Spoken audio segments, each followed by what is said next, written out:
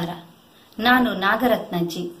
Yaksharanga Kateel ಸಿಟ್ಲ foundation registered Udupi ಮತ್ತು ಬೆಂಗಳೂರು ಈ ಸಂಸ್ಥೆ ನಡೆಸುತ್ತಿರುವಂತಹ ವ್ಯಕ್ತಿಗಳ ಸಂದರ್ಶನ ಮಾಲಿಕೆಯಲ್ಲಿ ನಾನಿಂದು ಅಂಬಾತನೆಯ ಮುದ್ರಾಡಿ ಎಂಬ ಕಾವ್ಯನಾಮದಿಂದ ಪ್ರಸಿದ್ಧರಾದ ಶ್ರೀ ಕೇಶವ ಶೆಟ್ಟಿಗಾರ್ ಇವರನ್ನು ಪರಿಚಯ ಮಾಡಿಕೊಡುತ್ತಿದ್ದೇನೆ. ಶ್ರೀಯುತ ಕೇಶವ ಶೆಟ್ಟಿಗಾರರು ಅಂದಿನ ಕಾರ್ಕಳ ತಾಲೂಕಿನ ಮುದ್ರಾಡಿ ಎಂಬಲ್ಲಿ ಭೂಬಾ ಶೆಟ್ಟಿಗಾರ್ ಮತ್ತು ಪುಟ್ಟಮ್ಮ ದಂಪತಿಯ ಮಗನಾಗಿ ದಿನಾಂಕ 4/6/1935 ಜನಿಸಿದರು. ಇವರು ತಮ್ಮ ಶಿಕ್ಷಣವನ್ನು ಮುದ್ರಾಡಿಯಲ್ಲಿಯೇ ಪೂರೈಸಿ ಶಿಕ್ಷಕ ತರಬೇತಿಯನ್ನು ಪಡೆದು ವಿವಿಧ ಸರಕಾರಿ ಹಿರಿಯ ಪ್ರಾಥಮಿಕ ಶಾಲೆಗಳಲ್ಲಿ ಸುದೀರ್ಘ 36 ವರ್ಷಗಳ ಕಾಲ ಕರ್ತವ್ಯ ನಿರ್ವಹಿಸಿ ಈಗ ವಿಶ್ರಾಂತ ಜೀವನವನ್ನು ನಡೆಸುತ್ತಿದ್ದಾರೆ. ಶಿಕ್ಷಕರಾಗಿರುವಾಗಲೇ ಶಿಕ್ಷಣ ಸಂಘಟನೆಯಲ್ಲಿ ಪದಾಧಿಕಾರಿಯಾಗಿ ವಿವಿಧ ಹುದ್ದೆಗಳನ್ನು ನಿಭಾಯಿಸಿ ತಮ್ಮ ಅನುಭವವನ್ನು ಶಿಕ್ಷಕರಿಗೆ ಧಾರೆ ಎರೆದರು. ಅಲ್ಲದೆ ಶಿಕ್ಷಣ ಸಂಘಟನೆಯಿಂದ ಪ್ರಕಟಗೊಳ್ಳುತ್ತಿದ್ದ ಶಿಕ್ಷಣವಾಣಿ, ಶಿಕ್ಷಣ ರಂಗ ಎಂಬ ಮಾಸಪತ್ರಿಕೆಯ ಸಂಪಾದಕರಾಗಿಯೂ ದುಡಿದಿದ್ದಾರೆ. ಕರ್ನಾಟಕ ಸರ್ಕಾರದ ಪಠ್ಯ ಪುಸ್ತಕ ರಚನಾ ಸಮಿತಿ ಸದಸ್ಯರೂ ಆಗಿದ್ದರು. ಭಾಷಾ ಸಂಪನ್ಮೂಲ ವ್ಯಕ್ತಿಯಾಗಿ ಅವಿಭಜಿತ ದಕ್ಷಿಣ ಕನ್ನಡ ಜಿಲ್ಲೆ ಸೇರಿದಂತೆ ಧಾರವಾಡ, ಗದಗ, ಕಲಘಟಗಿ, ನರಗುಂದ, ತುಮಕೂರು ಹೀಗೆ ವಿವಿಧ ಕಡೆಗಳಲ್ಲಿ ಶಿಕ್ಷಕರಿಗೆ ಮಾರ್ಗದರ್ಶನ ಮತ್ತು ತರಬೇತಿಯನ್ನು ನೀಡಿದ್ದಾರೆ. ಜೊತೆಗೆ ಸಾಹಿತ್ಯ ರಚನೆಯಲ್ಲಿಯೂ ತಮ್ಮನ್ನು ನಿರಂತರವಾಗಿ ತೊಡಗಿಸಿಕೊಂಡು ಅಮೂಲ್ಯವಾದ ಜ್ಞಾನ ಸಂಪತ್ತನ್ನು ಪುಸ್ತಕ ರೂಪದಲ್ಲಿ ಹೊರತಂದು ಕನ್ನಡ ಸಾಹಿತ್ಯ ಕ್ಷೇತ್ರಕ್ಕೆ ಕೊಡುಗೆಯಾಗಿ ನೀಡಿದ್ದಾರೆ. ಇವುಗಳಲ್ಲಿ ಕೆಲವಷ್ಟು ಪ್ರಕಟಣೆಯಾಗಿದ್ದರೆ ಇನ್ನಷ್ಟು ಅಚ್ಚಾಗಬೇಕಿದೆ. ಭಕ್ತ ಕುಚೇಲ, ಅಹಲ್ಯೋದ್ಧಾರ, ರುಕ್ಮಾಂಗದ ಇವು ಇವರ ಏಕಾಂಕ ನಾಟಕಗಳು. ಮಂಜುಳಗಾನ ಶಿಶುಗೀತೆಗಳ ಸಂಕಲನ, ವಿಹಾರ ವಾಟಿಕೆ ಚತುರ್ದಶಪದಿ ಇಂಗ್ಲಿಶಿನ ಸಾನೆಟ್ ಪ್ರಕಾರಕ್ಕೆ ಸೇರಿದ್ದು. ದರ್ಶನ ಧ್ವನಿ ಕವನ ಸಂಕಲನ, ಉತ್ತುಂಗ ಇದು ಪರಂಪರೆಯ ಹಿರಿಯ ಅರ್ಥಧಾರಿ ಪುಲ್ಯ ದೇಜಪ್ಪ ಶೆಟ್ಟರ ಜೀವನ ಪರಿಚಯದ ಕೃತಿಯಾದರೆ, ಐಕ್ಯಗಾನದ ಶ್ರೀಮುಖ ಕವಿ ಕಯ್ಯಾರ ಕಿಞ್ಞಣ್ಣರೈ ಇವರ ವ್ಯಕ್ತಿ ಪರಿಚಯದ ಕೃತಿಯಾಗಿದೆ. ಬುತ್ತಿ ಮತ್ತು ವರತೆ ಅಂಕಣ ಬರಹಗಳು, ಪ್ರಜಾಪ್ರಭುತ್ವೇಶ್ವರ ಹಾಗೂ ಧೂರ್ತ ರಾಜಕೀಯ ನಾಯಕಾಷ್ಟೋತ್ತರ ಶತನಾಮಾವಲಿಗಳು ರಾಜಕೀಯ ವಿಡಂಬನಾ ಕೃತಿ. ಹೆಸರಿಲ್ಲದವನ ಹೆಸರು ಇದು ವಿಷ್ಣು ಸಹಸ್ರನಾಮದ 108 ಹಾಡಿನ ರೂಪ. ಮಹಾಸತಿ ಅನಸೂಯ, ಭಕ್ತ ಪ್ರಹ್ಲಾದ, ಅಮೃತವರ್ಷಿಣಿ, ಪಂಚಭೂತ ಪ್ರಪಂಚ ಇವು ಯಕ್ಷಗಾನ ಕೃತಿಗಳು. ಯಕ್ಷಚಂದ್ರಿಕೆ ಇದು ಲೇಖನಗಳ ಸಂಕಲನ. ವೀರಭದ್ರಸ್ತುತಿ, ಶ್ರೀ ಗುರು ಗೀತಾಮೃತ, ಶ್ರೀದೇವಿ ಭಜನೆಗಳು, ಭಕ್ತಿಗೀತೆಗಳು, ಅಮೃತ ಸಿಂಚನ, ನುಡಿಮುತ್ತುಗಳು, ಕಿನ್ನರ ಕಿನ್ನರಿ ಪ್ರೇಮಗೀತೆಗಳು ಇವರ ವಿಶಿಷ್ಟ ರಚನೆಗಳಾಗಿವೆ. ರಾಮಧಾನ್ಯ ಚರಿತೆ, ರಾಮರಾಜ್ಯ, ಪರಿತ್ಯಕ್ತ ಇವು ನಾಟಕಗಳು. ಮೃತ್ಯುಚುಂಬನ ಸಿನಿಕತನವಾಗಿದೆ. ಇವರ ಪರಿತ್ಯಕ್ತ ಎಂಬ ನಾಟಕ ದಿವಂಗತ ಸೇಡಿಯಾಪು ಕೃಷ್ಣ ಭಟ್ಟರಂತಹ ಘನ ವಿದ್ವಾಂಸರ ಪ್ರಶಂಸೆಗೆ ಪಾತ್ರವಾಗಿದೆ. ಜೊತೆಗೆ ಮಂಗಳೂರು ವಿಶ್ವವಿದ್ಯಾನಿಲಯದ BA ಕನ್ನಡ ಐಚ್ಛಿಕ ವಿಷಯದ ಪಠ್ಯವೂ ಆಗಿದ್ದು ಹಿರಿಮೆ. ಯಕ್ಷಗಾನದ 12 ಕೃತಿಗಳು ಹಾಗೂ ಇತರ 11 ಕೃತಿಗಳು ಇನ್ನೂ ಅಚ್ಚಾಗದೆ ಹಾಗೆ ಉಳಿದಿದೆ. ಇದೆಲ್ಲದರ ಜೊತೆಗೆ ಕಳೆದ 40 ವರ್ಷಗಳಿಂದ ಹರಿದಾಸರಾಗಿ ಹರಿಕಥೆ ಹೇಳುತ್ತಾ ಧಾರ್ಮಿಕವಾಗಿಯೂ ತಮ್ಮನ್ನು ತೊಡಗಿಸಿಕೊಂಡಿದ್ದಾರೆ. ಕರ್ನಾಟಕದ ವಿವಿಧ ಭಾಗಗಳಲ್ಲದೆ ಮುಂಬೈ, ದುಬೈ, ಬೆಹರಿನ್ ಹೀಗೆ ದೇಶ ವಿದೇಶಗಳಲ್ಲಿ ತಮ್ಮ ಭಕ್ತಿ ಸುಧೆಯನ್ನು ಹರಿಸಿದ್ದಾರೆ. ಕರ್ನಾಟಕದ ಹರಿಕಥಾ ಪ್ರಪಂಚದಲ್ಲಿ ಮುದ್ರಾಡಿಯವರ ಜಿನಕಥೆಗೆ ವಿಶೇಷ ಸ್ಥಾನವಿದೆ. ಜೈನ ಧರ್ಮದ ಪರಿಭಾಷೆಯನ್ನು ಬಳಸಿಕೊಂಡು ಜಿನ ಕೀರ್ತನೆಯನ್ನು ನಡೆಸಿದ ಕರ್ನಾಟಕದ ಅಗ್ರಪಂಕ್ತಿಯ ಸೃಜನಶೀಲ ಕೀರ್ತನಕಾರರಿವರು. ಯಕ್ಷಗಾನ ಪ್ರಸಂಗ ರಚನೆಯ ಜೊತೆಗೆ ಅರ್ಥಧಾರಿಯಾಗಿಯೂ ವೇಷಧಾರಿಯಾಗಿಯೂ ತಮ್ಮನ್ನು ಗುರುತಿಸಿಕೊಂಡಿದ್ದಾರೆ. ಪ್ರಸಿದ್ಧ ಮೇಳಗಳಾದ ಅಮೃತೇಶ್ವರಿಯಲ್ಲಿ 2 ವರ್ಷ, ಇಡಗುಂಜಿಯಲ್ಲಿ 1 ವರ್ಷ ಅತಿಥಿ ಕಲಾವಿದರಾಗಿ ತಿರುಗಾಟವನ್ನು ಮಾಡಿದ ಅನುಭವವಿದೆ. ಆಕಾಶವಾಣಿಯಲ್ಲಿ 40ಕ್ಕೂ ಮಿಕ್ಕಿ ಚಿಂತನ, ಕಾವ್ಯವಾಚನ, ತಾಳಮದ್ದಲೆಗಳು ಪ್ರಸಾರವಾಗಿವೆ. ಅಲ್ಲದೆ ಸಾಹಿತ್ಯ ಗೋಷ್ಠಿ, ಕವಿಗೋಷ್ಠಿಗಳಲ್ಲಿ ವಿಚಾರ ಮಂಡನೆ, ಕವಿತಾ ವಾಚನವನ್ನೂ ಮಾಡಿದ್ದಾರೆ. 15ಕ್ಕೂ ಹೆಚ್ಚು ಅಷ್ಟಾವಧಾನಗಳಲ್ಲಿ ಪೃಚ್ಛಕರಾಗಿ ಭಾಗವಹಿಸಿದ್ದಾರೆ. ಹೆಬ್ರಿ ಕನ್ನಡ ಸಂಘದ ಕಾರ್ಯದರ್ಶಿಯಾಗಿ 2 ಬಾರಿ ಕಾರ್ಕಳ ತಾಲೂಕು ಕನ್ನಡ ಸಾಹಿತ್ಯ ಪರಿಷತ್ತಿನ ಅಧ್ಯಕ್ಷರಾಗಿ ಹಾಗೂ 1 ಬಾರಿ ಉಡುಪಿ ತಾಲೂಕು ಕನ್ನಡ ಸಾಹಿತ್ಯ ಪರಿಷತ್ತಿನ ಅಧ್ಯಕ್ಷರಾಗಿಯೂ ಕಾರ್ಯನಿರ್ವಹಿಸಿದ್ದರು. ಕಾರ್ಕಳ, ಕಾಂತಾವರ, ಹೆಬ್ರಿ, ಬೇಲಾಡಿ, ಬೆಳ್ಮಣ್ಣು, ಅಶ್ವತ್ಥಪುರಗಳಲ್ಲಿ 6 ಸಾಹಿತ್ಯ ಸಮ್ಮೇಳನ ಮತ್ತು ಹೆಬ್ರಿಯಲ್ಲಿ ನಡೆದ 3 ಸಾಹಿತ್ಯ ಸಮ್ಮೇಳನದ ಅಧ್ಯಕ್ಷತೆಯನ್ನು ವಹಿಸಿದ್ದರು. ಕರ್ನಾಟಕ ಸಾಹಿತ್ಯ ಅಕಾಡೆಮಿಯ ಸದಸ್ಯರಾಗಿ ಹಾಗೂ ಕರ್ನಾಟಕ ಯಕ್ಷಗಾನ ಮತ್ತು ಬಯಲಾಟ ಅಕಾಡೆಮಿಯ ಸದಸ್ಯರಾಗಿಯೂ ಕಾರ್ಯನಿರ್ವಹಿಸಿದ ಹೆಗ್ಗಳಿಕೆ ಇವರದು. ಎಸ್ವಿ ಕಾಲೇಜಿನ ಪ್ರಾಂಶುಪಾಲರಾದ ಶ್ರೀಮತಿ ಮಿತ್ರಪ್ರಭಾ ಹೆಗ್ಡೆಯವರು ಇವರ ಕುರಿತು ಎಂಫಿಲ್ ಸಂಶೋಧನಾ ಗ್ರಂಥವನ್ನು ಮಂಡಿಸಿದ್ದಾರೆ. ಶ್ರೀ ಅಂಬಾತನೆಯ ಮುದ್ರಾಡಿ ಅಭಿನಂದನಾ ಸಮಿತಿ ಮುಂಬೈ ಇದರ ವತಿಯಿಂದ ಸುಮನಸ ಎಂಬ ಅಭಿನಂದನಾ ಗ್ರಂಥವು ಪ್ರಕಟಣೆಗೊಂಡಿದೆ. ಶ್ರೀ ಪಾದೇಕಲ್ಲು ವಿಷ್ಣು ಭಟ್ಟರು ಸ್ವಯಂ ಸಾಧನೆಯ ಸಾಹಿತಿ ಎಂಬ ಪುಸ್ತಕವನ್ನು ಬರೆದಿದ್ದು ಕಾಂತಾವರ ಕನ್ನಡ ಸಂಘದಿಂದ ಪ್ರಕಟಿಸಲಾಗಿದೆ. ಇಂತಹ ಬಹುಮುಖ ಕೊಡುಗೆಗಳಿಂದ, ಬಹುಶ್ರುತ ವ್ಯಕ್ತಿತ್ವದಿಂದ ತನ್ನದೇ ಆದ ವೈಶಿಷ್ಟ್ಯ ಮೆರೆದ ಮುದ್ರಾಡಿಯವರನ್ನು 100 ಸಂಘಟನೆಗಳು ಗುರುತಿಸಿ ಸನ್ಮಾನಿಸಿವೆ. 22ಕ್ಕೂ ಮಿಕ್ಕಿ ಪ್ರಶಸ್ತಿಗಳು ಅವರ ಮುಕುಟಕ್ಕೆ ಭೂಷಣವಾಗಿದೆ. ಅವುಗಳಲ್ಲಿ ಪ್ರಮುಖವಾದವುಗಳು ಕರ್ನಾಟಕ ರಾಜ್ಯೋತ್ಸವ ಪ್ರಶಸ್ತಿ, ಪೊಳಲಿ ಶಾಸ್ತ್ರಿ ಪ್ರಶಸ್ತಿ, ಪೇಜಾವರ ಶ್ರೀಗಳಿಂದ ರಾಮವಿಠಲ ಪ್ರಶಸ್ತಿ, ಪಲಿಮಾರು ಶ್ರೀಗಳಿಂದ ಸಾಹಿತ್ಯ ಸಿರಿ ಪ್ರಶಸ್ತಿ, ಯಾದವರಾವ್ ಜೋಶಿ ಪ್ರಶಸ್ತಿ, ಮುಂಬೈ ಪದವೀಧರ ಯಕ್ಷಗಾನ ಸುವರ್ಣ ಪ್ರಶಸ್ತಿ, ಕುಕ್ಕಿಲ ಕೃಷ್ಣ ಭಟ್ಟ ಪ್ರಶಸ್ತಿ, ತಿರುಪತಿ ದೇವಸ್ಥಾನದ ಪುರಸ್ಕಾರ ಪ್ರಶಸ್ತಿ, ಉಡುಪಿ ರಂಗಭೂಮಿಯ ಸಾಹಿತ್ಯ ಕಲಾವಾಚಸ್ಪತಿ ಪ್ರಶಸ್ತಿ ಇತ್ಯಾದಿಗಳು. ಸರ್, ನಿಮ್ಮ ಬದುಕು ನೆಮ್ಮದಿಯಿಂದ ಕೂಡಿರಲಿ ಎಂಬ ಆಶಯದೊಂದಿಗೆ ನಮಸ್ಕಾರ. ಮುದ್ರಾಡಿ ಅದೊಂದು ಗ್ರಾಮಾಂತರ ಪ್ರದೇಶ ಮತ್ತು ಅರಣ್ಯ ಆವೃತವಾದಂತಹ ಪ್ರದೇಶ. ಅಲ್ಲಿಗೆ ನಾವೀಗ 83 ವರ್ಷಕ್ಕೆ ಹಿಂದಕ್ಕೆ ಹೋಗ್ಬೇಕು ಅಲ್ವಾ? ಆ ಸಂದರ್ಭದಲ್ಲಿ ರಾಜಕೀಯದ ಸ್ಥಿತಿ ಬೇರೆ, ಸಾಮಾಜಿಕ ಸ್ಥಿತಿ ಬೇರೆ, ಆಮೇಲೆ ನಮ್ಮ ಶೈಕ್ಷಣಿಕ ರೀತಿ ಸ್ವರೂಪವೂ ಬೇರೆ. ಈ ಹಿನ್ನೆಲೆಯಲ್ಲಿ ಅಂಬಾತನೆಯ ಮುದ್ರಾಡಿಯವರು ಹುಟ್ಟಿಕೊಂಡು ಬರ್ತಾರೆ. ತಂದೆಯವರು ಬೂವ ಮಾಸ್ಟರ್ ಮಗ ಅನ್ನೋದ್ರಿಂದ ಒಂದು ಗಣ್ಯತೆ ಆಢ್ಯತೆ ಇದೆ ಅದರೊಳಗೆ. ಈ ಹಿನ್ನೆಲೆಯಲ್ಲಿ ಆ ಕಾಲದ ಚಿತ್ರದ ಬಗ್ಗೆ ಒಂದು ಹೇಳ್ಬೋದಾ? ಆ ಕಾಲದ ಮುದ್ರಾಡಿಯ ಚಿತ್ರ ಅಂದ್ರೆ ನೀವು ಅದು ನಿಮ್ಮ ಪುಸ್ತಕದ ಎಲ್ಲ ಹೇಳ್ತೇನೆ, ಏನ್ ಬೇಕಾದ್ರೆ ಧಾರಾಳವಾಗಿ ಹೇಳ್ಬೋದು. ಪ್ರಾಯಶಃ 80-83 ವರ್ಷದ ಹಿಂದೆ ಮುದ್ರಾಡಿಯ ಒಂದು ಜನಸಂಖ್ಯೆ 800 ಅಷ್ಟೇ, ಇಡೀ ಗ್ರಾಮದ ಜನಸಂಖ್ಯೆ. ಆ ಜನಸಂಖ್ಯೆ ಇದ್ದು ಸಹ ಮುದ್ರಾಡಿಗೆ ಒಂದು ವೈಶಿಷ್ಟ್ಯ ಇತ್ತು ಏನಂತ ಹೇಳಿದ್ರೆ, 5 ಜನ ಸ್ವಾತಂತ್ರ್ಯ ಹೋರಾಟದಲ್ಲಿ ಭಾಗವಹಿಸಿ ಜೈಲಿಗೆ ಹೋದವರು ಇದ್ರು. ಅದರಲ್ಲಿ ಒಬ್ಬರು MD ಅಧಿಕಾರಿಗಳು, ಇನ್ನೊಬ್ಬರು ಮಹಿಳೆ ಇದ್ರು. ಬಹುಶಃ ಆ ಕಾಲಕ್ಕೆ ಮುದ್ರಾಡಿಯಷ್ಟು ರಾಜಕೀಯವಾಗಿ ಮುಂದೆ ಹೋದಂತ ಒಂದು ಪ್ರದೇಶ ಇಲ್ಲ. ಈ ಒಂದು ಹಿನ್ನೆಲೆ ಇತ್ತು. ಮುದ್ರಾಡಿ ಕೃಷ್ಣ ಶೆಟ್ಟರು ಸ್ವಾತಂತ್ರ್ಯ ಚಳುವಳಿ ಸಕ್ರಿಯವಾಗಿ ಭಾಗವಹಿಸಲು ಜೈಲಿಗೆ ಹೋಗ್ಲಿಲ್ಲ, ಆದ್ರೂ ಪ್ರಚಾರಕರಾಗಿದ್ರು. ಅವಾಗ ನಮಗೇನಂತ ಸಣ್ಣ ಹುಡುಗರಿಗೆಲ್ಲ ಅವ್ರನ್ನ ನೋಡಿದ್ರೆ ಜೈಲಿಗೆ ಹೋದವ್ರು ನೋಡಿದ್ರೆ ಆನಂದ. ಉದಾಹರಣೆಗೆ KR ಕಾರ್ ಅಂತ ಬಂದಿದ್ರು. ಆಗ ಬರುವಾಗ ಶಾಲೆ ಮಕ್ಕಳೆಲ್ಲ ನಾವು ಒಂದು ದೊಡ್ಡ ಹಾಡಿಗಳ ಸಭೆ, ತೋರಣ ಗಿರಣ ಕಟ್ಕೊಂಡು ಅಂತ ಹೇಳಿದ್ರೆ ಅವ್ರು ಬರುವಾಗ ನೋಡೋದೇ ಒಂದು ಆನಂದ. ಇವರು ದೇಶಕ್ಕಾಗಿ ಹೋರಾಡಿದವರು, ಜೈಲಿಗೆ ಹೋಗುದು ಅನ್ನುವಂತ ಈ ಭಾವನೆ ಇತ್ತು. ಇದು ರಾಜಕೀಯವಾಗಿ ಒಂದು ಬೆಳವಣಿಗೆ ಆ ಕಾಲದಲ್ಲೇ ಇತ್ತು.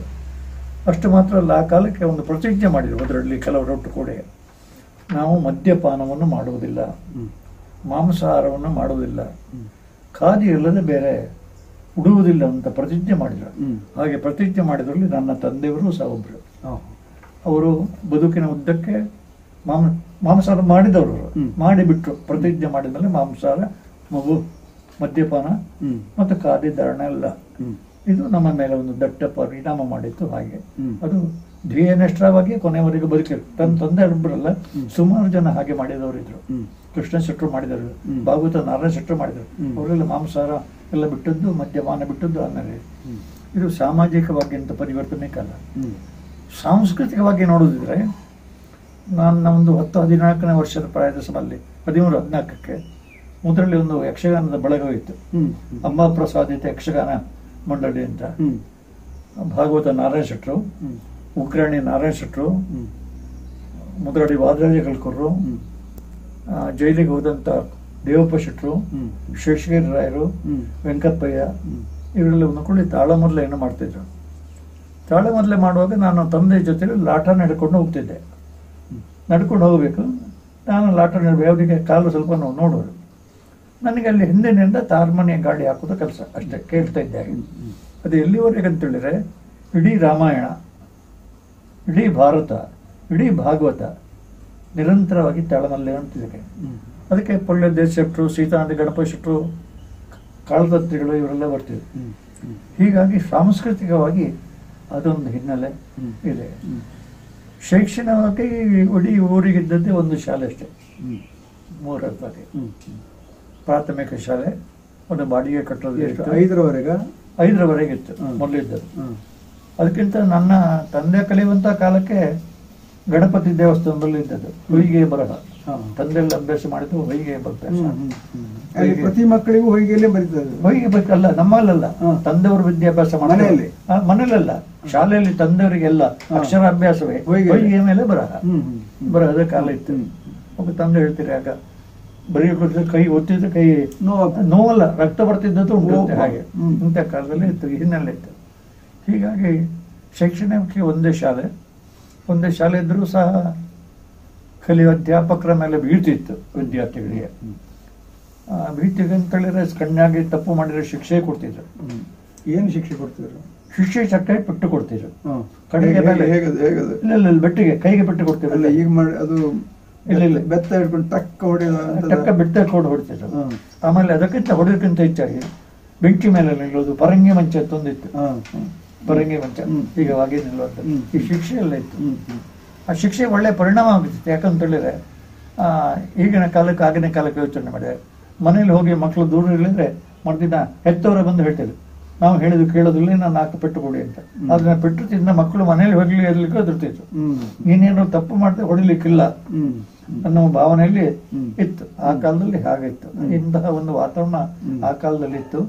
ತೀರಾ ವಿರಳದ ಜನ, ಹೆಣ್ಣು ಮಕ್ಕಳ ವಿರಳ ಶಿಕ್ಷಣ ಅಂತೂ ತೀರಾ ವಿರಳ ಇತ್ತು. ಗಂಡು ಮಕ್ಕಳಿಗೆ ಶಿಕ್ಷಣ ವಿರಳ. ನಾವು ಕಲಿಯುವ ಕಾಲಕ್ಕೆ ಹೈಸ್ಕೂಲಿಗೆ ಹೋಗ್ಲಿ ಸಾಧ್ಯವಿಲ್ಲ, ತಂದೆ ಬಡತನ ಇತ್ತು. ಅವಾಗ ಹೆಬ್ರಿಗೆ ಎಲಿಮೆಂಟ್ರಿಗೆ ಹೋಗುವ ಕಾಲಕ್ಕೆ ನಾವು 2 ಮರದ ಸಂಕವನ್ನು ದಾಟ್ಕೊಂಡು ಹೋಗ್ಬೇಕಿತ್ತು. ಮಳೆಗಾಲಕ್ಕೆ ಸಂಕ ಮಾಡಿದ್ರೆ 9 ಮೈಲು ನಡ್ಕೊಂಡು ಹೋಗ್ಬೇಕು ಶಾಲೆ ಹೋಗುವ. ಬೆಳಿಗ್ಗೆ 11 ಗಂಟೆಗೆ ಶಾಲೆ ಹೋಗೋದಾಯ್ತು. ಮರದ ಸಂಕ ಮಳೆ ಬಂದಾಗ 2 ಕಡೆ ಇತ್ತು. ಒಂದೊಂದು ನೆರೆಗೆ 2 ಹೋಗ್ತಿತ್ತು. ಸೇತುವೆ ಇರಲಿಲ್ಲ, ಇತ್ಯಾದಿ ಇಲ್ಲ. ವಾಹನಗಳು ಸುತ್ತಿ ಹೋಗ್ಬೇಕು. ಎಲ್ಲೋ ಹೆಬ್ರಿಯಲ್ಲಿ ಜರ್ವತ್ ಹತ್ರ ಹೋಗುವಾಗ ಒಂದು ಮರದ ಸೇತುವೆ ಇತ್ತು. ನೆರೆ ಬಂದಾಗ ಅದು ಬಿದ್ದು ಹೋಗ್ತಿತ್ತು. ಹಾಗೆ ಇಂಥ ವಾತಾವರಣ ಇತ್ತು. ಆಗ ನಾವು ನಡ್ಕೊಂಡು ಹೋಗುವಾಗ ಶಾಲೆಗೆ ಹೋಗಲು ಹಗಲು ಹೊತ್ತಿನಲ್ಲಿ ಹುಲಿ ನೋಡಿದ್ದೆ. ಹೌದಾ? ಹುಲಿ ನೋಡಿದ್ದೆ. ಇಂಥ ಹುಲಿ? ಪಟ್ಟೆ ಹುಲಿ ನೋಡಿದ್ದೆ. ನಾವು ನೋಡಿದ್ದೇವೆ. ಹಾಗೆ ಅಲ್ಲಿ ಹೋಗುವಾಗ ಹೆಚ್ಚಾಗಿ ಬೆಳಿಗ್ಗೆ ಸಿಗ್ತಿರ್ಲಿಲ್ಲ. ಸಂಜೆ 4-5 ಗಂಟೆ ಹೊತ್ತಿ ಬರುವಾಗ ಕಾಡಿನಲ್ಲೆಲ್ಲ ಇದು ಹೋಗ್ತಿತ್ತು. ಹಾಗೆ ಆಗ ನಮ್ಗೇನು ಹೆದರಿಕೆ ಆಗ್ತಿಲ್ಲ. ನಾವು ಗಟ್ಟಿ ಬೊಂಬೆ ಹೊಡಿತಿತ್ತು ಅಷ್ಟೇ. ಬೊಂಬೆ ಹೊಡಿತಿದ್ದೆ ಅಷ್ಟೇ, ಮತ್ತೆ ಏನ್ ಮಾಡ್ತಿರ್ಲಿಲ್ಲ. ಹಾಗೆ ಸುಮ್ಮನೆ ಕೂತ್ಕೊಳ್ತಿದ್ದಕ್ಕೆ ಬೊಂಬೆ ಹೊಡಿತಿತ್ತು, ಏನು ಮಾಡ್ತಿರ್ಲಿಲ್ಲ. ಹಾಗೆ ಇಂಥ ವಾತಾವರಣ ಇತ್ತು. ಹಾಗೆ ನಾನು ನೋಡೋದೇ ಆನಂದ ಇತ್ತು. ಮತ್ತೆ ಶಾಲೆಗೆ ಹೋಗೋದು, ಶನಿವಾರ ಬರುವಾಗ ಒಳ್ಳೆ ಬಟ್ಟೆಗಳೆಲ್ಲ ಕಳಚಿ ಹಾಕಿ ನದಿಯಲ್ಲಿ ಸ್ನಾನ ಮಾಡೋದು, ಸಂಜೆ ಆಗುವಾಗ ಬರೋದು. ಆನಂದವೇ ಬೇರೆ. ಆನಂದ ವಿದ್ಯಾರ್ಥಿ ಜೀವನದ ಆನಂದ ಬರಲಿಕ್ಕೆ. ಈಗ ನಿಮಗೆ ಆ ಗ್ರಾಮೀಣ ಪರಿಸರ ಅಧ್ಯಯನಕ್ಕೆ ಪೋಷಕವಾಗಿ ಆಯ್ತಾ ಅಥವಾ ಇನ್ನಷ್ಟು ಚೆನ್ನಾಗಿ ಮಾಡಬಹುದು ಅಂತ ಅನಿಸ್ತಾ ಇತ್ತು? ಅಧ್ಯಯನಕ್ಕೆ ಪೋಷಕವಾಗಿ ಅಂತದ್ದೇನು. ಮನೆಯಲ್ಲಿ ದೀಪ ಯಾವುದಿತ್ತು? ಮನೆಯಲ್ಲಿ ದೀಪ ಹತ್ತದು ಚಿಮ್ನೆಣ್ಣೆ ದೀಪವೇ. ಚಿಮ್ನೆಣ್ಣೆ ದೀಪ ಬಿಟ್ರೆ ಆಗ ಒಂದು ಹೊನ್ನೆ ಎಣ್ಣೆ ಅನ್ನೋದು ಮಾಡಿ, ಮುಳಿ ಹುಲ್ಲನ್ನು ಇದು ಮಾಡಿ ಹೊನ್ನೆ ಎಣ್ಣೆಯ ಮೇಣದಿಂದ ಅದನ್ನು ಮೇಣದ ಬತ್ತಿಯಾಗಿ ಸುರುಳಿ ಕಟ್ಟಿ ಅದನ್ನು ಇಡ್ತಿದ್ರು. ಹೊನ್ನೆ ಎಣ್ಣೆ ದೀಪ ಅದು. ಯಾಕಂದ್ರೆ ಚಿಮ್ನೆಣ್ಣೆ ಧಾರಾಳವಾಗಿ ಸಿಗ್ತಿರ್ಲಿಲ್ಲ. ಎಣ್ಣೆಣ್ಣೆ ಹೋಯ್ತಾ ಇರೋದು ಅಥವಾ ಉರಿತಿತ್ತು ತಟ್ಟೆಯಲ್ಲಿ. ಆಗ ಹೊನ್ನೆ ಎಣ್ಣೆ ಬತ್ತಿ ಅದು ಕೆಳಲ್ಲ. ಹಾಗೆ ತಟ್ಟೆ ಅಲ್ಲ, ಹೊನ್ನೆ ಎಣ್ಣೆ ಮಾಡಿದ್ರೆ ಈ ಮುಳ್ಳು ಹಿಲ್ಲಿನ ನೋಡ್ತಿರ್ಲಿ ಆ ಮಡ್ಡನ್ನು ಹೀಗೆ ಹೊರಟು ಮಾಡೋದು ಮೇಣದ ಬತ್ತಿಯಾಗಿ. ಅದು ಇಷ್ಟು ಉದ್ದ ಆಗ್ತದೆ. ಅದನ್ನು ಹೀಗೆ ಒಂದು ಹಚ್ಚಿಡೋದು. ಹಾಗೆ ಕ್ಯಾಂಡಲ್ ಹಾಗೆ ಹಚ್ಚಿಡ್ತಿದ್ದ ಮುಳಿ ಹುಲ್ಲನ್ನು ತಿಕ್ಕಿ. ಅದೊಂದು ವಿಶಿಷ್ಟವಾದಂತ ಅನುಭವ. ಹಾಗೆ ಹಚ್ತಾರೆ. ಯಾಕಂದ್ರೆ ಅಂತ ಹೇಳಿದ್ರೆ ಚಿಮ್ನೆಣ್ಣೆಗೆ ಯಾವ ಕಾಲಕ್ಕೂ ಸಿಗ್ತಿರ್ಲಿಲ್ಲ. ಅದು ಧಾರಾಳ ಸಿಗ್ತಿರ್ಲಿಲ್ಲ. ಅದು ಬೇಕಾದ ಉಪಯೋಗಲಿಕ್ಕೆ ಓದಬೇಕಾದ್ರೆ ಹೊನ್ನ ಎಣ್ಣೆ ದೀಪ ಹಾಗೆ. ಅದು ತಪ್ಪಿರಲ್ಲ, ದೀಪ ಇದು ಚಿಮಣೆಣ್ಣೆ ದೀಪ ಹಾಗೆ ಒಣ್ಣೆಯ ಅಭಾವ ಇತ್ತು ಹಾಗೆ. ಅಲ್ಲ ಯಾಕೆ ಹೇಳಿದ್ರೆ ಕತ್ತಲೆ ಅಲ್ವಾ, ನಿಮ್ಗೆ ರಾತ್ರಿ ಓದೋ ಚಾನ್ಸ್ ಕಡಿಮೆ, ಅಂದ್ರೆ ಇಂಥದ್ದು ಈ ದೀಪ ಇಟ್ಟೇ ಓದ್ಬೇಕು. ಹೌದೌದು ಹಾಗೆ ಅಲ್ವಾ? ಹೌದೌದು ಹಾಗೆ. ಹಾಗೆ ಶೈಕ್ಷಣಿಕ ವಾತಾವರಣ ಸುಲಲಿತವಾಗಿರ್ಲಿಲ್ಲ, ಕಷ್ಟಕರವಾಗಿತ್ತು ಎಲ್ಲರಿಗೂ. ನೀವು ಅದರಲ್ಲಿ ಯಶಸ್ವಿ ಆಗ್ಲಿಲ್ಲ ಪ್ರಾರಂಭದಲ್ಲಿ ಅಂತ ನಿಮ್ಮ ಇದರಲ್ಲಿ? ಯಶಸ್ವಿ ಆಗ್ಲಿಲ್ಲ ನಾನು. ಯಶಸ್ವಿ ಆಗ್ಲಿಲ್ಲ ಅಂತ ಹೇಳಿದ್ರೆ ನಾನು ವಿದ್ಯಾಭ್ಯರ್ಜನೆಯ ಕಾಲದಲ್ಲಿ ನನಗೆ ಏನು ಹೇಳಿದ್ರು ಲೆಕ್ಕ ಒಂದು ತಲೆ ಹಿಡಿಲಿಕ್ಕೆ ಇಲ್ಲದೆ. ಹೌದಾ? ಲೆಕ್ಕ ಹಿಡಿಲಿಕ್ಕೆ ಇಲ್ಲ. ಲೆಕ್ಕದಲ್ಲಿ ಇವತ್ತಿಗೂ ಸಾಧ್ಯ ಇದೆ ಹಾಗೆ. ಲೆಕ್ಕದಲ್ಲಿ ಫೈಲ್ ಆದ ಫೈಲ್ ಆದ ಕೂಡಲೇ ಏನು ಮಾಡಿದ್ರು, ಅವಾಗ ಹೆಬ್ರಿ ಶಾಲೆ ಹೋಗ್ಬೇಕು ನಾನು. ಹೆಬ್ರಿ ಶಾಲೆಗೆ ತಂದೆಗೆ ಬಡತನ ಇತ್ತು, ನೀನು 2 ಸಲ ಫೈಲ್ ಆದಿ, ಇನ್ನು ಶಾಲೆ ಬೇಡ ಅಂದ್ರು. ಆಗ ಅಜ್ಜನ ಒಟ್ಟಿಗೆ ದನ ಮೇಯಿಸ್ಲಿಕ್ಕೆ ಶುರು ಮಾಡಿದೆ. ದನ ಮೇಯಿಸೋದು ಅಜ್ಜನ ಒಟ್ಟಿಗೆ. ನನ್ನ ಅಜ್ಜ ಇದ್ರು, ತಂದೆಯ ತಂದೆ. ಹೌದಾ? ತಂದೆಯ ತಂದೆ ಅತ್ಯಂತ ಬಡತನದವರು. ಹೆಸರು ಏನಂತ? ಅವರು ಬೊಮ್ಮಶೆಟ್ಟಿಗಾರ ಅಂತ. ಬೊಮ್ಮಶೆಟ್ಟಿ ಅಜ್ಜ ಇದ್ರು. ನಿಮ್ಗೆ ಕೃಷಿ ಅದು ಒಕ್ಕಲಾಗಿ ಬಂದದ್ದು ನಿಮ್ಗೆ? ಇಲ್ಲ, ಒಕ್ಕಲಿನಾಗೆ ಬಂದದ್ದು. ಅಜ್ಜನವರು ಬಂದದ್ದು ಅವನಿಗೆ ಒಕ್ಕಲ. ಹೌದು. ಬಹುಶಃ ಎಲ್ಲಿಂದ ಬಂದದ್ದು ಗೇಣಿ ಯಾರಿಗೆ ನೀವು ಕೊಡಬೇಕು? ನಾಗರಾಜ ಅಧಿಕಾರಿಗಳಿಗೆ, MD ಅಧಿಕಾರಿಗಳ ಅಜ್ಜನಾಗೆ ಜಾರಿ ಕೊಡ್ತಿದ್ದೆ ಹಾಗೆ ಹಾಗೆ. ಅಜ್ಜ ಭಾರಿ ಪ್ರಾಮಾಣಿಕರು. ಎಷ್ಟು ದೊಡ್ಡ ಎಂತ ಪಂಚಾಯತ್ ಇದ್ರು ಅಜ್ಜನ ಹತ್ರ ಬಿಡ್ಬೇಕು. ಬೊಮ್ಮ ಹೇಳಿದ್ರೆ ಮುಗೀತು ಅಂತ ಹಾಗೆ. ಆಮೇಲೆ ಅವರು ಮದ್ದು ಕೊಡ್ತಿರು, ಈ ನಾಟಿ ಬೇರೆ ಇತ್ಯಾದಿ ಮದ್ದು ಕೊಡ್ತಿರು. ಕೊನೆಗೆ ಅವ್ರು ಬಿಟ್ಟು ಬಿಟ್ರಿ. ಯಾವ ಕಾಯಿಲೆಗೆಲ್ಲ? ಇದು ವಾಂತಿ ಭೇದಿಗೆ ಕೊಡ್ತಿದ್ರು, ಹಾವು ಕಚ್ಚಿದ್ರೆ ಕೊಡ್ತಿದ್ರು, ವಿಷ ಪರಿಹಾರ ಇದಕ್ಕೆಲ್ಲ ಕೊಡ್ತಿದ್ರು. ಕೊನೆಗೆ ಯಾಕೆ ಖೈದು ಮಾಡಿದೆ ಅಂತ ಹೇಳಿದ್ರೆ ಅವ್ರಿಗೆ ಕಣ್ಣು ಕಾಣ್ತಿರ್ಲಿಲ್ಲ, ಗೊತ್ತಿರ್ಲಿಲ್ಲ. ಮದ್ದು ಹಿಡ್ಕೊಂಡಾದ್ಮೇಲೆ ಗೊತ್ತು ಇವ್ರು ಕೊಟ್ಟದ್ ಮಾತ್ರ ಬೇರೆ, ಮದ್ದೇ ಬೇರೆ. ಅವಾಗ ದೇವ್ರಿಗೆ ಕೈ ಮುಗಿದು, ದೇವ್ರೆ ಏನೋ ಒಂದು ಆಗದೆ ಇರ್ಲಿ ಅಂತೇಳಿ ಕೈ ಮುಗಿದು. ಇದೆಲ್ಲ ನಾವು ನೋಡ್ತಿದ್ವಿ, ತಪ್ಪಿತ್ತು ಅಂತೇಳಿ. ಮತ್ತೆ ಅದ್ಮೇಲೆ ಓಡಿ ಹೋಗಿ ಏನು ಕೊಡ್ನಿ ತಪ್ಪಣ್ಣು ಅಂತೇಳಿ ಬೇರೆ ಕೊಡ್ತಿದ್ವಿ ಹೀಗೆ. ಆಮೇಲೆ ಅದನ್ನು ಬಿಟ್ಬಿಟ್ರು, ಯಾಕಂದ್ರೆ ನನಗೆ ಕಣ್ಣು ಕಾಣೋದಿಲ್ಲ ಹಾಗೆ. ಹೇಳಿಕೊಟ್ಟಿದಾರ ಅವರು ನಿಮ್ಮ ತಂದೆಯವರಿಗೆ? ಏನಾದ್ರು ಅದನ್ನ ಹೇಳಿಕೊಟ್ಟಿದಾರ? ಯಾರಿಗೆ ಹೇಳಿಕೊಡಿಲ್ಲ, ಯಾರಿಗೂ ಉಪಕಾರ ಮಾಡಿದ್ರು, ಯಾರಿಗೂ ಹೇಳಿಕೊಡಿಲ್ಲ, ಕೊಡ್ತಿದ್ರು. ನನ್ನ ತಂದೆಯು ಸ್ವಲ್ಪ ಸಮಯ ಕೊಡ್ತಿದ್ರು ಹಾಗೆ, ಅದನ್ನು ಬಿಟ್ಬಿಟ್ರು ಹಾಗೆ. ನಾಮದ ಮರುಗೆ ಅಂತ ಇತ್ತು, ಅದ್ರಲ್ಲಿ ಒಂದು 4 ಆಗಿರ್ಬೇಕು. ಚಕ್ರಾಣಿಕೆ ಬೇರು, ಈಶ್ವರಿ ಬೇರೆ ಎಲ್ಲ ಇತ್ತು ಹಾಗೆ. ಅದನ್ನೆಲ್ಲ ಕೊಡ್ತಿದ್ರು ಹಾಗೆ ಹಾಗೆ ಕೊಡ್ದು ನೆನಪುಂಟಾಗೆ. ನಿಮ್ಗೆ ಆಮೇಲೆ 8ನೇ ಕ್ಲಾಸ್ ನಿಮ್ಗೆ ಕಂಪ್ಲೀಟ್ ಮಾಡ್ಲಿಕ್ಕೆ ಆಗ್ಲಿಲ್ಲ. ಆದ್ಮೇಲೆ ಏನಾಯ್ತು ಅಂತೇಳಿ ನಾನು ಫೈಲ್ ಆಗಿ ದನ ಮೇಯಿಸಿದ ಕಾಲಕ್ಕೆ ಮುದ್ರಾಡ್ಲಿ ಎಲಿಮೆಂಟರಿ ಶಾಲೆ ಆರಂಭವಾಗಿ 8ನೇ ಕ್ಲಾಸಿಗೆ ಬರುವಾಗ 8ನೇ ಕ್ಲಾಸಿಗೆ ಮಕ್ಕಳಿಲ್ಲ, ಶಾಲೆಗೆ ಮಕ್ಕಳಿಲ್ಲ. ಅವಾಗ ಏನು ಮಾಡಿರು, ಅಲ್ಲಿ ಹೆಡ್ ಮಾಸ್ಟರ್ ಬಂದವ್ರು ಎಬ್ರಲ್ಲಿ ಇದ್ದವ್ರೆ ನನ್ನ ತಂದೆ ಹತ್ರ ಹೇಳಿದ್ರು, ಅವ್ರನ್ನ ಶಾಲೆಗೆ ಕಳಿಸುವಂತ. ಇಜಿ ಮಾಸ 2 ವರ್ಷ ಪೈಲತ್ತೆ ನನ್ನ ಪಾಸ್ ಆಗ್ಬೇಕು, ಈ ಪಾಸ್ ಆಗ್ಬೇಕು ಕಡ ಬಿಡ್ಲು ಅಂತ ಹೇಳಿದ್ರು. ಅದು ನನ್ನ ಯೋಗ ಇರಬೇಕು. ಬಂದೆ, ಲೆಕ್ಕವನ್ನು ಚೆನ್ನಾಗಿ ಕಲಿಸಿದ್ರು. ಲೆಕ್ಕ ಚೆನ್ನಾಗಿ ಕಲಿಸಿದಲ್ಲ, ಚೆನ್ನಾಗಿ ಪಾಸ್ ಆದೆ. 53 ಮಾರ್ಕ್ ಸಿಕ್ಕಿದೆ, 30 ಸಿಕ್ಕಿದ್ದು 53 ಸಿಕ್ಕಿದೆ, ಪಾಸ್ ಆದೆ ಹಾಗೆ. ನನಗೆ ಟ್ರೈನಿಂಗ್ ಶಾಲೆಗೆ ಅರ್ಜಿ ಕಳಿಸಿದ್ದವರು ಅವರೇ, ಮರಿಪಕ್ಕಲ್. ಅಲ್ಲಿ ಒಂದು ವಿಶೇಷವಾದಂತ ಒಂದು ಗುರು ಪರಂಪರೆ ಇತ್ತು ನನಗೆ. ಅವರ ತಂದೆ ನನ್ನ ತಂದೆಗೆ ಮಾಸ್ಟರ್, ಅವರಿಗೆ ದೊಡ್ಡ ಮಾಸ್ಟರ್ ಅಂತ ಹೆಸರು. ಉಪ್ಪಳ ರಾಮಕೃಷ್ಣರು ದೊಡ್ಡ ಮಾಸ್ಟರ್, ಊರಿಗೆ ದೊಡ್ಡವರು. ಅದೇ ನನ್ನ ಗುರುಗಳ ತಂದೆಗೆ ಗುರುಗಳಿಗೆ ರಾಮಕೃಷ್ಣ ಕಲ್ಕರ್ ಮಾಸ್ಟರು. ಮರಿಪಗಲ್ ಅಲ್ಲ, ನನ್ನ ಗುರುಗಳು ರಾಮಕೃಷ್ಣ ಕಲ್ಕರ್ ತಂದೆ. ರಾಮಕೃಷ್ಣ ತಂದೆ ನನ್ನ ಶಿಷ್ಯ, ನಾನು ನನ್ನ ಶಿಷ್ಯ ಮರಿಪಗಲ್ಕೂರು ಅಲ್ಲಲ್ಲ ತಂದೆ ಶಿಷ್ಯ ನನ್ನ. ಆಮೇಲೆ ಒಂದು 4 ಪರಂಪರೆಗಳು ಮರಿಪಗಲ್ಕೂರು ಶಿಷ್ಯರಿಗೆ ಮಕ್ಕಳಿಗೆ ನಾನು ಮಕ್ಕಳು. ಒಂದು 4 ತಲೆಮಾರಿನ ಗುರು ಪರಂಪರೆ, ತಂದೆ ತಂದೆ ಸಂಬಂಧ ಇತ್ತು ಹೀಗೆ ಹಾಗೆ. ಅದರಿಂದ 4 ತಲೆಮಾರಿನ ಒಂದು ಗುರು ಪರಂಪರೆ ಉಂಟು. ಹಾಗಂದ್ರೆ ಗುರುವಿನ ಅನುಗ್ರಹ ಅಂತ ನಾನು ಭಾವಿಸ್ತೇನೆ ಹಾಗೆ. ಈಗ ನೀವು ಕಾಡು ತಂತ್ರಿಗಳ ಹೆಸರು ಹೇಳಿದ್ರೆ ಏನ್ ಅವರು ಬಹಳ ದೊಡ್ಡ ಅರ್ಥಧಾರಿ ಅಂತ ಕೇಳಿದೆ ನಾನು. ಅವ್ರು ನೋಡಿದ್ದೇನೆ. ಮತ್ತೆ ಅವರಿಗೂ ನಿಮ್ಗೆ ಏನು ಸಂಪರ್ಕ ಬಂತು? ಮುದ್ರಾಡಿಲಿ ಒಂದು ಭದ್ರಕಾಳಿ ದೇವಸ್ಥಾನ ಉಂಟು. ಆ ದೇವಸ್ಥಾನದ ಅರ್ಚಕರು ತೀರಾ ಕಷ್ಟದಲ್ಲಿ ಬದುಕಿದವರು. ಅವಾಗ ತಂತ್ರಿಗಳು ಪ್ರತಿ ಕಾಲಕ್ಕೆ ಆಗ ಬರ್ತಿದ್ರು. ತಂತ್ರಿಗಳ ಶಿಷ್ಯ ಅವರು ವಿಠಲ ಭಟ್ರು ಅಂತ ದೇವಸ್ಥಾನಕ್ಕೆ ಬರ್ತಿದ್ರು. ವಿಶೇಷವಾದಂತಹ ಪ್ರಸನ್ನ ಪೂಜೆ ಅಂತ ಒಂದು ವಿಶೇಷ ನಡೆಯುತ್ತಿತ್ತು. ಆ ಕಾಲ ಪ್ರಸನ್ನ ಪೂಜೆ ಅಂತ ಹೇಳಿದ್ರೆ ತ್ರಿಕಾಲದಲ್ಲಿ ವಿಶೇಷವಾದ ಪೂಜೆ. ತ್ರಿಕಾಲ ಪೂಜೆ ಅಂದ್ರೆ ಅಲ್ಲಿ ನಿತ್ಯ ತ್ರಿಕಾಲ ಪೂಜೆ ಇಲ್ಲ, ಅಲ್ಲಲ್ಲಿ ವಿಶೇಷ ತ್ರಿಕಾಲ ಪೂಜೆ ಯಾವತ್ತೂ ಉಂಟು. ಅವರು ಬರ್ತಿದ್ರು ಹಾಗೆ. ಆಗ ನನ್ನ ತಂದೆ ಒಂದು 25 ವರ್ಷ ನಗರ ಭಜನೆಯನ್ನು ಅಷ್ಟು ಅಭ್ಯಾಸ ಮಾಡಿಸಿದ್ರು. ಅದರ ನೇತೃತ್ವ ತಂದೆಯೇ. ಹೌದಾ? ಹಾಗೆ ದೇವಸ್ಥಾನ. ನಾನಿನ್ನೂ ಸಣ್ಣ ಹುಡುಗ ಅವಾಗ, 14-15 ಕಾಲ. ಆ ದೇವಸ್ಥಾನದ ಪೂಜೆಗೆ ಭಜನೆ ಆರಂಭ ಮಾಡೋದು ಕೊನೆ ಮಾಡೋದು ನಾನೇ. ಅದು ಆರಂಭ ಮಾಡಿ ದೇವಸ್ಥಾನಕ್ಕೆ 3 ಸುತ್ತು ಪ್ರದಕ್ಷಿಣೆ ಮಾಡಿ ಮತ್ತೆ ಹೊರಗೆ ಹೋಗ್ಬೇಕು ಅಂತ ಬೀದಿಗೆ ಬರ್ಬೇಕು. ನನಗೆ ಏನಂತ ಹೇಳಿದ್ರೆ ಒಳಗಿಂದ ಬಂದ ಸ್ಫೂರ್ತಿ. ಹೀಗೆ ನೋಡ್ತಾ ಇದ್ರೆ ದೇವರ ತಲೆ ಹೂವು ಬೀಳದೆ ನಾನು ಹೋಗ್ತಾ ಇದ್ದೆ. ಒಂದು ಮುಗಿದ ಬಗ್ಗೆ ಅವಕಾಶ ದೇವರ ತಲೆಯಲ್ಲಿ ಹೂವು ಬಿಟ್ಟು ಹೋಗ್ತಿದ್ದೆ. ಅದು ವಿಠಲ ಭಟ್ರಿಗೂ ಗೊತ್ತು ಅಲ್ಲಿ ಆಗ್ತಿರ್ತಾರೆ. ಅವರು ಹೀಗೆ ಮಾಡ್ತಿದ್ರು, ಹೀಗೆ ಕೈ ಮಾಡ್ತಾರೆ. ಇವ ಇಲ್ಲಿ ಹೊರಡೋದಿಲ್ಲ ಇವರು ಅಂತ ಈಗ ಬೀಳ್ತಿತ್ತು. ಬೀಳ್ತಿತ್ತು. ಅದಕ್ಕೆ ವೈಜ್ಞಾನಿಕ ಕಾರಣ ನಾನು ಹೇಳೋದಿಲ್ಲ. ಅದು ಬೀಳ್ತಿತ್ತು, ಏನೋ ಕಾರಣ ಗೊತ್ತಿಲ್ಲ. ಆ ಸಂದರ್ಭದಲ್ಲಿ ಕಾಳಿ ತಂತ್ರಿಗಳು ಒಂದು ದಿವಸ ನನ್ನನ್ನು ನೋಡಿದ್ರು. ಹೀಗೆ ಪ್ರಸಾದ ತೀರ್ಥ ಕೊಡುವಾಗ ನೋಡಿ ವಿಠಲ ಭಟ್ರ ಹತ್ರ ಹೇಳಿದ್ರು, ವಿಠಲ, ಈ ಹುಡುಗನಿಗೊಂದು ಬ್ರಹ್ಮೋಪದೇಶ ಕೊಡಬೇಕು ನೀನು, ದೇವಿ ಪ್ರೇರಣ. ಹಾಗಾಗಿ ಹೋಗಿ ಅವರ ಮೂಲಕವಾಗಿ ನನಗೆ ವಿವಾಹದ ಪೂರ್ವದಲ್ಲಿ ಒಂದು ಬ್ರಹ್ಮೋಪದೇಶ ಆಗಿದೆ. ಅದು ನನ್ನ ಪೂರ್ವಿಕ ಭಾಗ್ಯ ಅಂತ ನಾನು ಭಾಗ.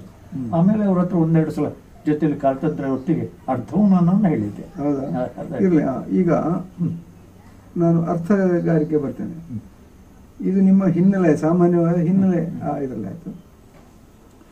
ಇದರಲ್ಲಿ ಗಾಂಧಿ ಚಳುವಳಿಯಲ್ಲಿ ನಿಮ್ಗೆ ಏನಾದ್ರು ಆಸಕ್ತಿ ಇತ್ತ ಆ ವಿಷಯದಲ್ಲಿ? ಇಲ್ಲ, ಚಳುವಳಿಯಲ್ಲಿ ಆಸಕ್ತಿ ಏನೂ ಇರಲಿಲ್ಲ. ಆಗ ಎಷ್ಟು ಪ್ರಾಯ ನಿಮಗೆ? ಸ್ವಾತಂತ್ರ್ಯ ಸಿಕ್ಕ ನಾನು 35 ದಿವಸದಲ್ಲಿ ಹುಟ್ಟಿದವ. ಸ್ವಾತಂತ್ರ್ಯ ಅಂದ್ರೆ 10 ವರ್ಷ ಅಷ್ಟೇ.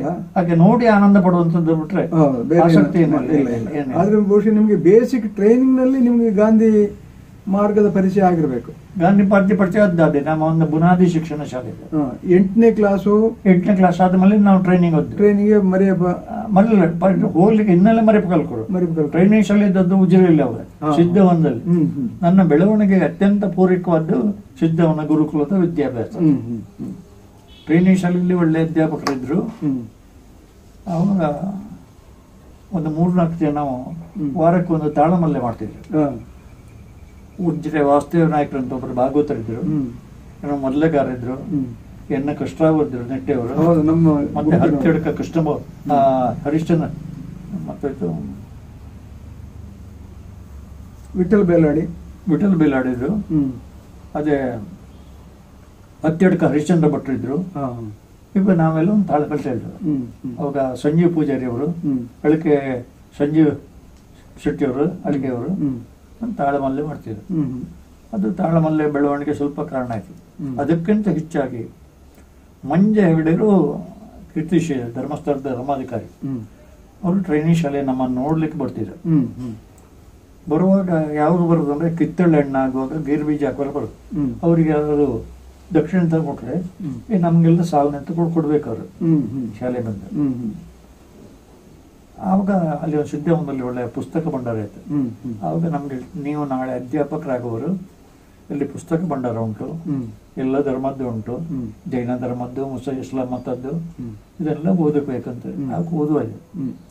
ಅದೇ ಕಾಲಕ್ಕೆ ನೇಮಿ ಸಾಗರ ವರ್ಣಿಜಿ ಅಂತಿದ್ರು, ಮಹಾ ತಪೋನಿಷ್ಠ ಅವರು ಅಲ್ಲಿ ಗುರುಕುಲದಲ್ಲಿ. ತಪೋನಿಷ್ಠ ಅವಾಗ ಮಂಜ ಹೆಗಡರಿಗೆ, KV ಜಿಂಡಾ ಹೆಗಡರಿಗೆ, ನೇಮಿ ಸಾಗರ ವರ್ಣಿಜರಿಗೆ ಜೈನ ಧರ್ಮದ ತ್ರೈರತ್ನಗಳು ಅನ್ನೋ ಹೆಸರಿತ್ತು. ಅಷ್ಟು ದೊಡ್ಡ ಹೆಸರು ಮೋದಿ. ಅವ್ರು ಯಾರು ನೇಮಿ ಸಾಗರ ವರ್ಣಿಜಿಯವರ ಮಾತನ್ನು ಕೇಳಿದೆ ಧರ್ಮಸ್ಥಳ ಹೆಗಡೆರು ಕೆಲಸ ಮಾಡ್ತಿಲ್ಲ, ಜಿನರಾಜ್ ಹೆಗಡೆರು ಕೆಲಸ ಮಾಡ್ತಿಲ್ಲ. ಆಗ ಸಂಜೆ ಅವರು ಗುರುಕುಲದಲ್ಲಿರುವಾಗ ನಾವೊಂದು 3-4 ಜನ ಹೋಗಿ ಅವರ ಭೇಟಿ ಆಗ್ತಿತ್ತು. ಒಂದೆಲ್ಲ 3 ಜನ ಬಾಕುಳದವ್ರು ಆಟಕ್ಕೆ ಹೋದ್ರೆ ನಾವು ಅವರ ಸಂದರ್ಶನ. ಆವಾಗ ಎಲ್ಲ ಧರ್ಮದ ಬಗ್ಗೆ ಸಂವಾದ ಮಾಡುದು. ಆವಾಗ ನಮ್ಮ ಚಿಂತನೆಗೆ ಒಂದು ಹೊಸ ಮಗ್ಗುಲು ಆ ಕಾಲಕ್ಕೆ ಸಿಕ್ಕಿತ್ತು. ಟ್ರೈನಿಂಗ್ ಶಾಲೆ ಪ್ರಭಾವ. ಆಮೇಲೆ ಅಧ್ಯಾಪಕ ವೃತ್ತಿಗೆ ಬಂದಾಗ ಮಿಯಾರಿ ಶಾಲೆಗೆ ಬಂದದ್ದು. ಹ್ಮ್. ಅಲ್ಲಿ ಭುಜಬಲಿ ಅಧಿಕಾರಿಗಳಿದ್ರು. ಹಾ, ಹಾ. ಭುಜಬಲಿ ಅಧಿಕಾರಿಗಳಲ್ಲಿ ವಾತಾವರಣ ಮೇಲೆ ದೊಡ್ಡ ಅರ್ಥಧಾರಿಗಳು. ಅವರಿಗೂ ಹಾಗೆ ಮನೆಯಲ್ಲಿ ಮಾತಾಡ್ಲಿಕ್ಕೆ ಯಾರಿಲ್ಲ. 5 ಗಂಟೆ ಬಂದ್ರು ಶಾಲೆ ಮೈದಾನಕ್ಕೆ. ಅವಾಗ ಕೂತ್ಕೊಂಡು ನಾವು ಪಟ್ಟಂಗ ಹೊಡೆಯೋದು. ಆಮೇಲೆ ನಾಡ್ದು ಇಂಚ ಕಡೆಯಲ್ಲಿ ತಾಣಮಲ್ಲಿ ಹೊರಡಿದ್ನವ್ರು ನಾವೆಲ್ಲ ಹೊಡ್ತಿದ್ದ ಹಾಗೆ. ಆಗ ನಲ್ಲೂರಿನಲ್ಲಿ ಶಿವರಾಯರ್ ಅಂತ ಇದ್ರು. ನಮ್ಮನ್ನೆಲ್ಲ ಅವ್ರು ಬಂದಂತೇಳಿ ನಮ್ಮನ್ನು ತಾಳ್ಮಲ್ಲಿ ಹೋಗ್ತಾ ಇದ್ರು. ಅವಾಗ ಸಣ್ಣ ಸಣ್ಣ ಎಲ್ಲ ಅರ್ಥ ಹೇಳ್ತಿದ್ದ ಹಾಗೆ. ಹಾಗೆ ಈಗ ತಾಳಮಲ್ಲೆ ರಂಗಕ್ಕೆ ಬರುವ, ನೀವೀಗ ಸಾಮಾನ್ಯ 3 ತಲೆಮಾರುಗಳ ಅರ್ಥಧಾರಿಗಳನ್ನು ನೋಡಿದಿರಿ. ಒಂದ್ ಕಡೆಯಲ್ಲಿ ಶಾಸ್ತ್ರಿಗಳು ನೋಡಿದಿರಾ? ನೋಡಿದೆ. ಆಮೇಲೆ ಕಿಲ್ಲೆಯವರು ನಮ್ಮ ಅರ್ಥ ಕೇಳಿಲ್ಲ, ಭಾಷಣ ಮಾತ್ರ ಕೇಳಿದ್ರು. ವೆಂಕಪ್ಪ ಶೆಟ್ಟರು ಅರ್ಥ ಕೇಳಿದ್ದೇನೆ. ಕೇಳಿದ್ದೇನೆ. ವೆಂಕಪ್ಪ ಶೆಟ್ಟರು ಮತ್ತು ಬಹುಶಃ ಅದು ಈ 20ನೇ ಶತಮಾನದ ಮೊದಲನೇ ಕಾಲು ಭಾಗದಲ್ಲಿ ವಿಜೃಂಭಿಸಿದವರು ಹೆಚ್ಚು ಕಡಿಮೆ ಅಲ್ವಾ? ಆಮೇಲೆ ಶೇಣಿಯವರು, ದೇವರಾಜವರು, ಆಮೇಲೆ ನಮ್ಮ ಕಾಂತರಾಯಗಳು, ಪೆರ್ಲಕೃಷ್ಣ ಭಟ್ರು, ಈ ಒಂದು ಎರಡನೇ ತಲೆಮಾರು ಹೇಳ್ಬೋದು. ಅದಕ್ಕೆ ಹೋಲಿಸಿದ್ರೆ 2ನೇ ತಲೆಮಾರು. ಆಮೇಲೆ ಜೋಶಿಯವರು, ಮೂಡಂಬೈಲು, ಈ ಕುಂಬಳೆ ಸುಂದರಾಯರು, ಆಮೇಲೆ ಕೋಳೂರು ರಾಮಚಂದ್ರಾಯರು, ಇವರೆಲ್ಲ ಇರುವಂತಹ 3ನೇ ತಲೆಮಾರಿನ ಕಲಾವಿದರು, ಅರ್ಥಧಾರಿಗಳು. ಇವರ ಎಲ್ಲರ ಒಟ್ಟಿಗೆ ಬಹುಶಃ ನೀವು ಹೊಕ್ಕು ಬಳಕೆ ಇತ್ತು ನಿಮಗೆ. ದೇಶೆಟ್ರು, ಆಮೇಲೆ ಮಟ್ಟಿ ಸುಬ್ರಾಯರು, ಅವರಿಬ್ರು ಬಹಳ ಅಸಾಧಾರಣ ಅರ್ಥಧಾರಿಗಳು. ಇವರೆಲ್ಲರ ಒಟ್ಟಿಗೆ ನೀವು ಅರ್ಥ ಹೇಳಿದಿರಿ. ಈ ಅರ್ಥಗಾರಿಕೆ ಆವತ್ತಿಗೂ ಅಂದ್ರೆ ಕಿಲ್ಲೆರ ಕಾಲಕ್ಕೆ ಅಥವಾ ವೆಂಕಟ ಶೆಟ್ಟರ ಕಾಲಕ್ಕೆ, ಶೇಣಿಯವರ ಕಾಲಕ್ಕೆ, ಆಮೇಲೆ ಈಗಿನ ಕಾಲಕ್ಕೆ ಏನು ವ್ಯತ್ಯಾಸ ಆಗ್ತಾ ಬಂತು ನೀವು ನೋಡಿದಾಗ? ಶೇಣಿ ಮತ್ತು ಶಾಸ್ತ್ರಿ ಮತ್ತು ವೆಂಕಟ ಶೆಟ್ಟರ ಅರ್ಥ ಮಾತ್ರ ಕೇಳಿದೆ ಅಂತ ಅವರೊಟ್ಟಿಗೆ ಅರ್ಥ ನಾನು ಹೇಳಲಿಲ್ಲ. ಕೇಳಿದ್ದೇನೆ. ಅದು ಅತ್ಯಂತ ಪ್ರೌಢವಾದಂತಹ ವಾಗ್ವಾದಗಳನ್ನು ಇರ್ತಿತ್ತು. ಹೇಗದು ವಾಗ್ವಾದ? ಯಾವ ತರ? ಈಗ ಪ್ರಸಂಗದ ಬಗ್ಗೆ ತಾರ್ಕಿಕವಾಗಿತ್ತು. ಶಾಸ್ತ್ರಿಗಳಿಗೆ ಏನಂತ ಹೇಳಿದ್ರೆ ಶಾಸ್ತ್ರಸಿದ್ಧವಾದಂತ ಅರ್ಥ ಬೇಕು. ಅದಕ್ಕೆ ಸಾಧ್ಯಕ್ಕೆ ಪುರಾಣಗಳ, ಶಾಸ್ತ್ರಗಳ, ಸಂಸ್ಕೃತ ಶ್ಲೋಕಗಳ ಉದಾಹರಣೆಗಳು ಮಾಡಿಕೊಡ್ತಿದ್ರು. ವೆಂಕಟ ಶೆಟ್ಟರು ಅದಕ್ಕೆ ತದ್ದು ವಿರುದ್ಧ. ಅವರು ಶುದ್ಧ ಖಂಡನೆಯ ಮಾತಾಡ್ಕಲೆ, ಖಂಡನೆಯ ದರ್ಗ. ಖಂಡನೆ ಅಲ್ಲ, ಅವರು ಶಾಸ್ತ್ರದ ಖಂಡನಲ್ಲ, ಪಾತ್ರದ ಖಂಡನೆ. ಶಾಸ್ತ್ರದ ಮಾತುಗಳನ್ನು ಹಿಡ್ಕೊಂಡೇ ಖಂಡನೆ ಮಾಡ್ತಿದ್ರು. ಶಾಸ್ತ್ರದ ಮಾತುಗಳನ್ನು ಹಿಡ್ಕೊಂಡೇ ಖಂಡನೆ ಮಾಡ್ತಿದ್ರು. ಉದಾಹರಣೆಗೆ ಯುದ್ಧ ಮಾಡೋದಾದ್ರೆ ಇವ್ರಿಗೆ ಎಲ್ಲ ಯುದ್ಧದ ಆಯುಧಗಳ ಪಟ್ಟುಗಳ ಪೆಟ್ಟು ಗೊತ್ತಿತ್ತು. ಅದನ್ನು ಒಂದೊಂದು ಹೇಳ್ತಿದ್ರು. ಬಾಕದವ್ರಿಗೆ ಗೊತ್ತಿರ್ಲಿಲ್ಲ. ಅವರು ಜಿಟಪಾಟಿ ಆದಿರ್ಲಿ, ಮಲ್ಲ ಯುದ್ಧಕ್ಕೆ ಹೊಡೆದ್ರೆ ಮಲ್ಲ ಯುದ್ಧದಲ್ಲಿ ಎಷ್ಟು ವಿಧ ಇದೆಲ್ಲ ಹೇಳ್ತಿದ್ದಾರೆ. ಇದೆಲ್ಲ ಕೇಳುವಂತ ಅಭ್ಯಾಸ ಇತ್ತು. ಅಂದ್ರೆ ಅದು ಟೆಕ್ಸ್ಟ್ ಇಂದ ಹೊರಗೆ ಹಾಗೆ ಅದೆಲ್ಲ ಹೊರಡ್ತಿದ್ರು. ಅದು ಬಾರಿ ಪರಿಣಾಮಕಾರಿ ಅಂತ ಅರ್ಥ. ವಾದವನ್ನು ಮಾಡ್ತಿದ್ರು, ಆದ್ರೆ ಹೊರಗೆ ಬಂದ ಕೂಡ ಅಷ್ಟು ರಾಜ್ಯಲ್ಲಿ ಇರ್ತಾರೆ ಅವರು. ಹೌದಾ? ವೆಂಕಟ ಶೆಟ್ಟರು ವಿರ್ಸಾತ ಚೆನ್ನಾಗಿ ಇತ್ತು, ಆತ್ಮೀಯತವಾಗಿ ಇದ್ರು. ಅಲ್ಲಿ ಮಾತ್ರ ವಾದ. ಹೌದಾ? ಹಾಗೆ ಅಲ್ಲಿ ಹೋದ್ರೆ ಗುರ್ತ ಇಲ್ಲ. ಅಲ್ಲಿ ಸ್ಟೇಜಿಗೆ ಹತ್ತಿದ ಮೇಲೆ ಗೊತ್ತಿಲ್ಲ. ಸ್ಟೇಜಿಗೆ ಹತ್ತಿದ ಮೇಲೆ ವಾದ ಇಲ್ಲ.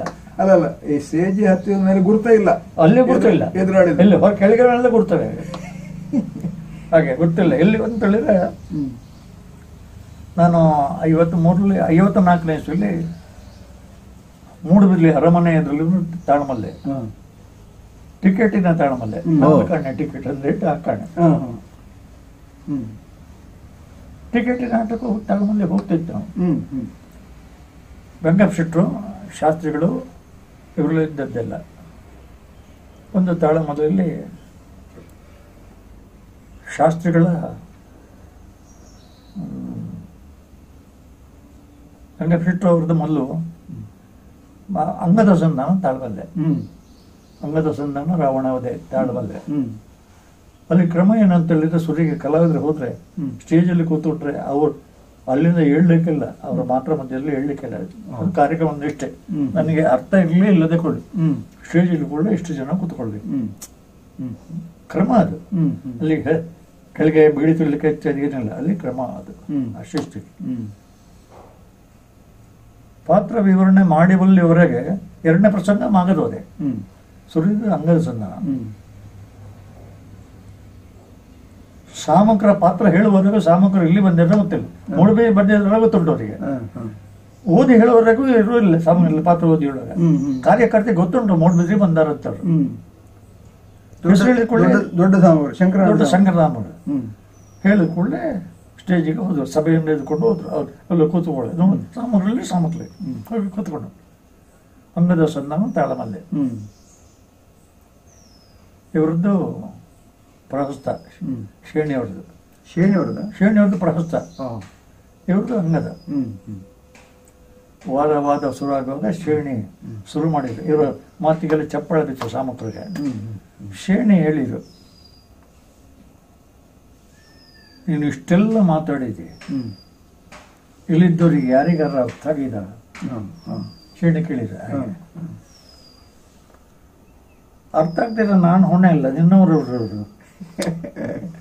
ಸಭೆಯಲ್ಲಿ ಅರ್ಥ ಆಗಲಿಲ್ಲ, ನಿನ್ನ ಸಭೆಯಲ್ಲಿ ಅರ್ಥ ಆಗಲಿಲ್ಲ ಅಂತ ಹೇಳಿದ್ರೆ ಅವರಿಗೆ ತಿಳುವಳಿಕೆ ಶಕ್ತಿ ಇಲ್ಲ ಅಂತ ಲೆಕ್ಕ. ನಾನು ಅದಕ್ಕೆ ಹೊಣೆಗಾರಲ್ಲ ಅಂತೇಳಿ ಅದಕ್ಕೂ ಚಪ್ಪಾಳೆ ಬಿಟ್ಟು, ಸುರಿಗೊಮ್ಮೆ ಚಪ್ಪಾಳೆ ಬಿತ್ತು. ಒಳಗೆ ಹೋಗುವಾಗ ಎಷ್ಟು ಹೇಳಿದ್ರು ಕೂಡ ಚಪ್ಪಾಳೆ ಬಿತ್ತು.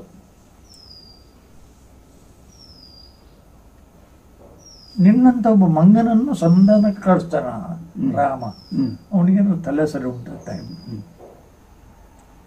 ರಾಮನಿಗೆ ಖಂಡಿತ ಗೊತ್ತುಂಟು ಈ ಸಭೆಗೆ ನಾನು ಸಾಕು ಅಂತ.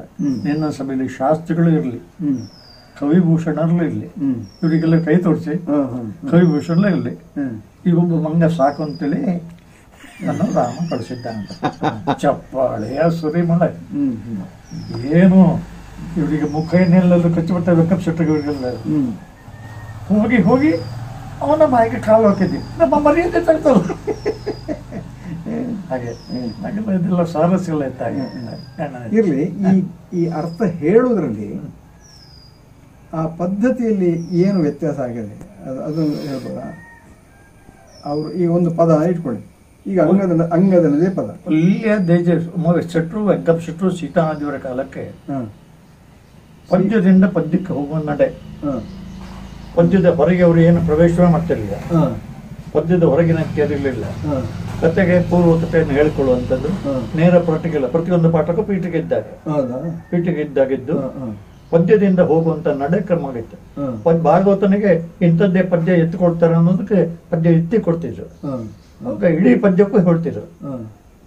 ಹೊಸತನವನ್ನು ತಂದುಕೊಂಡರು ನಿಜವಾಗಿ. ಆದ್ರೆ ಇವರು ದೊಡ್ಡ ಸಮಗ್ರ ಮತ್ತು ಶ್ರೇಣಿಗಳು.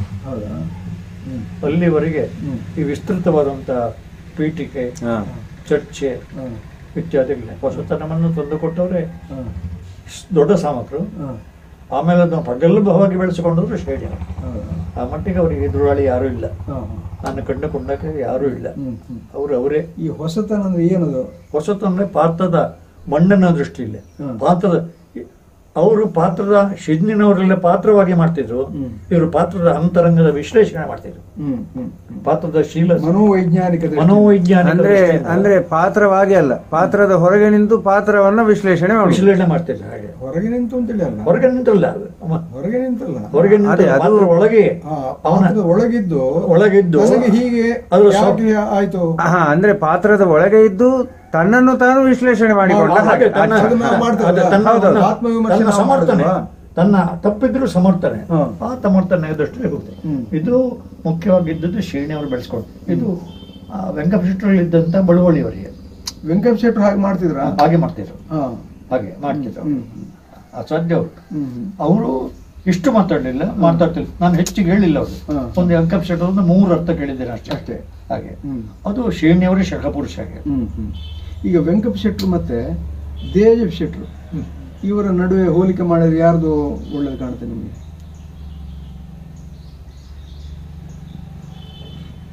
ವೈಯಕ್ತಿಕವಾದಂತ ನನ್ನ ದೃಷ್ಟಿಯಲ್ಲಿ ಇಬ್ರು ಸಮದಂಡಿಗಳೇ. ಹೌದಾ? ಇಬ್ರು ಸಮದಂಡಿಗಳೇ. ಹೌದಾ? ಇಬ್ರು ಸಮದಂಡಿಗಳೇ. ಅವರಲ್ಲಿ ಎಷ್ಟು ರೀತಿಯದು ಇತ್ತೋ ಅಷ್ಟೇ ರೀತಿಯ ಕಣ್ಣನ ಮಣ್ಣನ ದೇಜ ಶೆಟ್ಟರಲ್ಲೂ ಇತ್ತು. ಹೌದಾ? ಅವರು ಅನಾಕೆ ಹೋಗ್ತಿಲ್ಲ. ಅವರ ಮೇಲೆ, ಅವರ ಭಾಷೆಯ ಮೇಲೆ ಪ್ರಭುತ್ವ ಬಂದು ಅಳಸಿಂಗಾಚಾರ್ಯ ವ್ಯಾಖ್ಯಾನ. ಹೌದಾ? ಯಾರು? ದೇಜ ಶೆಟ್ಟರ ಮೇಲೆ. ಅದಕ್ಕಿಂತ ಹೆಚ್ಚು ಆಳವಾಗಿ ಅಧ್ಯಯನ ಮಾಡಿದವರಲ್ಲ ವೆಂಕಟ ಶೆಟ್ಟರ ಹಾಗೆ. ಆದ್ರೆ ಅರ್ಥ ಹೇಳುವಾಗ ದೇಜ ಶೆಟ್ಟರ ಸ್ವರಭಾರ ಮತ್ತು ನಿರೂಪಣೆ ಶೈಲಿಯ ಮುಂದೆ ವೆಂಕಟ ಶೆಟ್ಟರದ್ದು ಪೇರವಾಗ್ತಾ ಇತ್ತು. ಹೌದಾ? ಆ ಸ್ವರಭಾರವೇ ಕಾರಣ ಅಷ್ಟೇ. ಆ ಗರ್ಜನೆ ಸ್ವರಭಾರದ ಕಾರಣ ಅಂತ ಹೇಳಿದ್ರೆ ಎಂತ ಮಾತ್ರವೂ ಕಾಣ್ತಿರ್ಲಿಲ್ಲ. ಅದು ಇರಲಿತ್ತು. ಈಗ ಅರ್ಥದಲ್ಲಿ ಶ್ರುತಿ ಪ್ರಜ್ಞೆ ಬೇಕು ಬೇಡ ಅಂತೆಲ್ಲ ಚರ್ಚೆ ಇದರಲ್ಲಿ ನನ್ನನ್ನು ಶಿಕ್ಷೆ ಹಾಕಿದ್ದಾರೆ. ನಾನು ನಿಷ್ಠುರವಾಗಿ ಹೇಳ್ತಾ ಬಂದೇನೆ ನನ್ನ ನಿಲುವನ್ನು. ಪ್ರಾಮಾಣಿಕವಾಗಿ ಹೇಳುದಾದ್ರೆ ಒಂದು ಶ್ರುತಿ ಮೇಲನ್ನ ಸ್ವಾರಸ್ಯ ಅಂತ ಉಂಟು. ಏನದು ಹಾಗಂದ್ರೆ ಏನು ಶ್ರುತಿ ಮೇಲನ್ನ ಸ್ವಾರಸ್ಯ ಅಂದ್ರೆ ಭಾಗವತರು ಚಂಡೆ ಮದ್ದಳೆಗಳ ಸಾಂಗತ್ಯದ ಯಾವ ಶ್ರುತಿ ಉಂಟೋ ಆ ಶ್ರುತಿಯನ್ನು ಆವರಣವನ್ನು ನಿರ್ಮಾಣ ಮಾಡ್ತದೆ ಕೇಳುಗನ ಮೇಲೆ. ಆ ಶ್ರುತಿಯಲ್ಲೇ ಭಾಗವತ ಅರ್ಥ ಮಾತಾಡಿದಾಗ ಅದು ಆ ವಾತಾವರಣ ಹಾಗೇ ಇರ್ತದೆ. ಅದರಿಂದ ತಗ್ಗಿಗೆ ಇಳಿದಕ್ಕೆ ಬಂದ ಕೂಡಲೇ ಆ ವಾತಾವರಣ ಶಿಥಿಲ ಆಗುತ್ತೆ. ಅದನ್ನ ಯಕ್ಷಗಾನ ಕಲಾವಿದನಿಗೆ ಶ್ರುತಿ ಬೇಕು ಅನ್ನೋದನ್ನ ಪ್ರಥಮ ಸಿದ್ಧಾಂತದ ಪಾಠ, ಮೂಲಭೂತ ಪಾಠ ನಾನು ನಂಬಿಕೊಂಡು ಹಾಗೆ ಎಷ್ಟರವರೆಗೆ ನಾಮೇ ಕಂಡಿದ್ದೆ ಅನುಭವಕ್ಕೆ ಬರ್ತದೆ. ನಾವು ಅರ್ಥ ಹೇಳ್ತಿರುವಾಗ ಶ್ರುತಿ ತಪ್ಪಿ ನಮ್ಮ ಎದುರಾಳಿ ಅರ್ಥ ಹೇಳಿದ್ರೆ ನಮ್ಮ ಅರ್ಥ ಚೆಕ್ ಆಗ್ತದೆ. ಇದು ಸ್ವಂತ ಸಾಂಗತ್ಯ ಬರುವುದಿಲ್ಲ. ಆ ಶ್ರುತಿ ಮೇಲನ್ನ ಸ್ವಾರಸ್ಯ. ಆ ಸ್ವರದ ವಾತಾವರಣ ಒಂದು ವೈಭವೀಕರಣಕ್ಕೆ ಹೋಗುವಾಗ ಇನ್ನೊಬ್ಬ ಕಡಿಮೆ ಮಾತಾಡಿದ್ರೆ ತಪ್ಪ ಕೆಳಗೆ ಹೊತ್ತಾಕಕ್ಕೆ ಆಗ್ತದೆ. ಅಲ್ಲ, ಇದರ ವಿರುದ್ಧದ ಒಂದು ವಾದ ಏನಂದ್ರೆ ಅದು ಶ್ರುತಿಗೂ ಅದಕ್ಕೂ ಸಂಬಂಧ ಅಂತೇಳಿ ಗಟ್ಟಿ ಮಾತಾಡೋದು ಅಂತ. ಅಲ್ವೇ ಇಲ್ಲ, ಅವ್ರಿಗೆ ಗೊತ್ತಿಲ್ಲ, ಅದು ಗೊತ್ತಿಲ್ಲದೆ ಹೇಳುವಂತ ಮಾತು. ನಮ್ಗೆಲ್ಲ ಒಂದು ಎಂತ ಅಭ್ಯಾಸ ಉಂಟು, ಯಾವ್ದು ನಮಗೆ ಗೊತ್ತಿಲ್ವೋ ಅದು ಬೇಡ ಅನ್ನೋ ಒಂದು ಅಭ್ಯಾಸ ಉಂಟು. ಇದು ನನ್ನ ಪ್ರಾಮಾಣಿಕವಾದ ಯಾವ್ದನ್ನ ಕುಣಿತ ಅಷ್ಟೆಲ್ಲ ಕುಣಿಬೇಕಾಗಿಲ್ಲ. ಅದೊಂದಲ್ಲ, ಅಷ್ಟೆಲ್ಲ ಕುಣಿಬೇಕಂತ ಅಗತ್ಯ ಇಲ್ಲ ಅಂತ ಹೇಳುದು. ಶ್ರುತಿ ಯಾರು ಹೇಳಿದ್ರು ಶ್ರುತಿ ಬೇಕಂತ ಇಲ್ಲ ಅದು ಸಾಧ್ಯತೆ ಅನ್ನೋದಕ್ಕೆ ಉದಾಹರಣೆಗಾಗಿ ನಮ್ಮ ಶಿವಪ್ರಬಂಧರಿಗೆ ಸ್ವರದ ತ್ರಾಣ ಇರಲಿಲ್ಲ. ಆದ್ರೆ ಮಂದ್ರ ಸ್ಥಾಯಿಯಲ್ಲಿ ಆ ಶ್ರುತಿಗೆ ಜೋಡಿಸ್ತಿದ್ರು. ದೇಶಟ್ರು ಮಟ್ಟಿ ಸುಬ್ರಾಯರಂತ ಆರ್ಭಟದ ಕಾಲದಲ್ಲಿಯೂ ಶಿವಪ್ರಬಂಧರಿಗೆ ಸ್ವರ ಇಲ್ಲದಿರು ಆ ಮಧ್ಯದಲ್ಲಿ ಜೋಡಿಸ್ತಿದ್ರು. ಹೌದಾ? ಅದು ಶಕ್ತಿ, ಅದು ಸಾಧನೆ. ಅದು ತಾರಸ್ಥಾಯಿ ಬೇಡ, ತಾರಸ್ಥಾಯಿ ಸ್ತುತಿಗೆ ಮಂದ್ರಸ್ಥಾಯಿಯಲ್ಲಿ ಜೋಡಣೆ ಮಾಡ್ಲಿಕ್ಕೆ ಆಗ್ತದೆ. ಯಾಕಂತೇಳಿದ್ರೆ ಇವರು ಆ ಕಡೆ ಗಮನ ಹರಿಸಲಿಲ್ಲ. ಮತ್ತೆ ಶ್ರುತಿಬದ್ಧವಾಗಿ ಯಾರು ಮಾತಾಡ್ತಾನೆ ಅವನಿಗೆ ಆಯಾಸವೇ ಆಗೋದಿಲ್ಲ. ಅವನಿಗೆ ಆಯಾಸ ಆಗುದು ಮರುದಿವಸ ಮಾತ್ರ.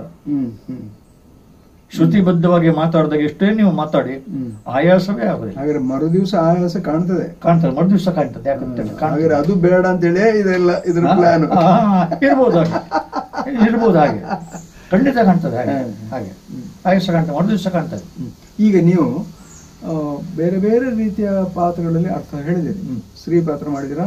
ಸ್ತ್ರೀ ಪಾತ್ರ ಅಪೂರ್ವ ಮಾತ್ರ ಮಾಡಿದ್ದೇವೆ. ಉಳಿದಂತೆ ನೀವು ನಾಯಕ ಪಾತ್ರವನ್ನು ಮಾಡೋದು ಹೆಚ್ಚಾಗಿ. ನಾಯಕ ಪಾತ್ರ ಮಾಡಿದ್ದೇವೆ. ಪ್ರತಿ ನಾಯಕನ ಪಾತ್ರವನ್ನು ತೀರಾ ಕಡಿಮೆ.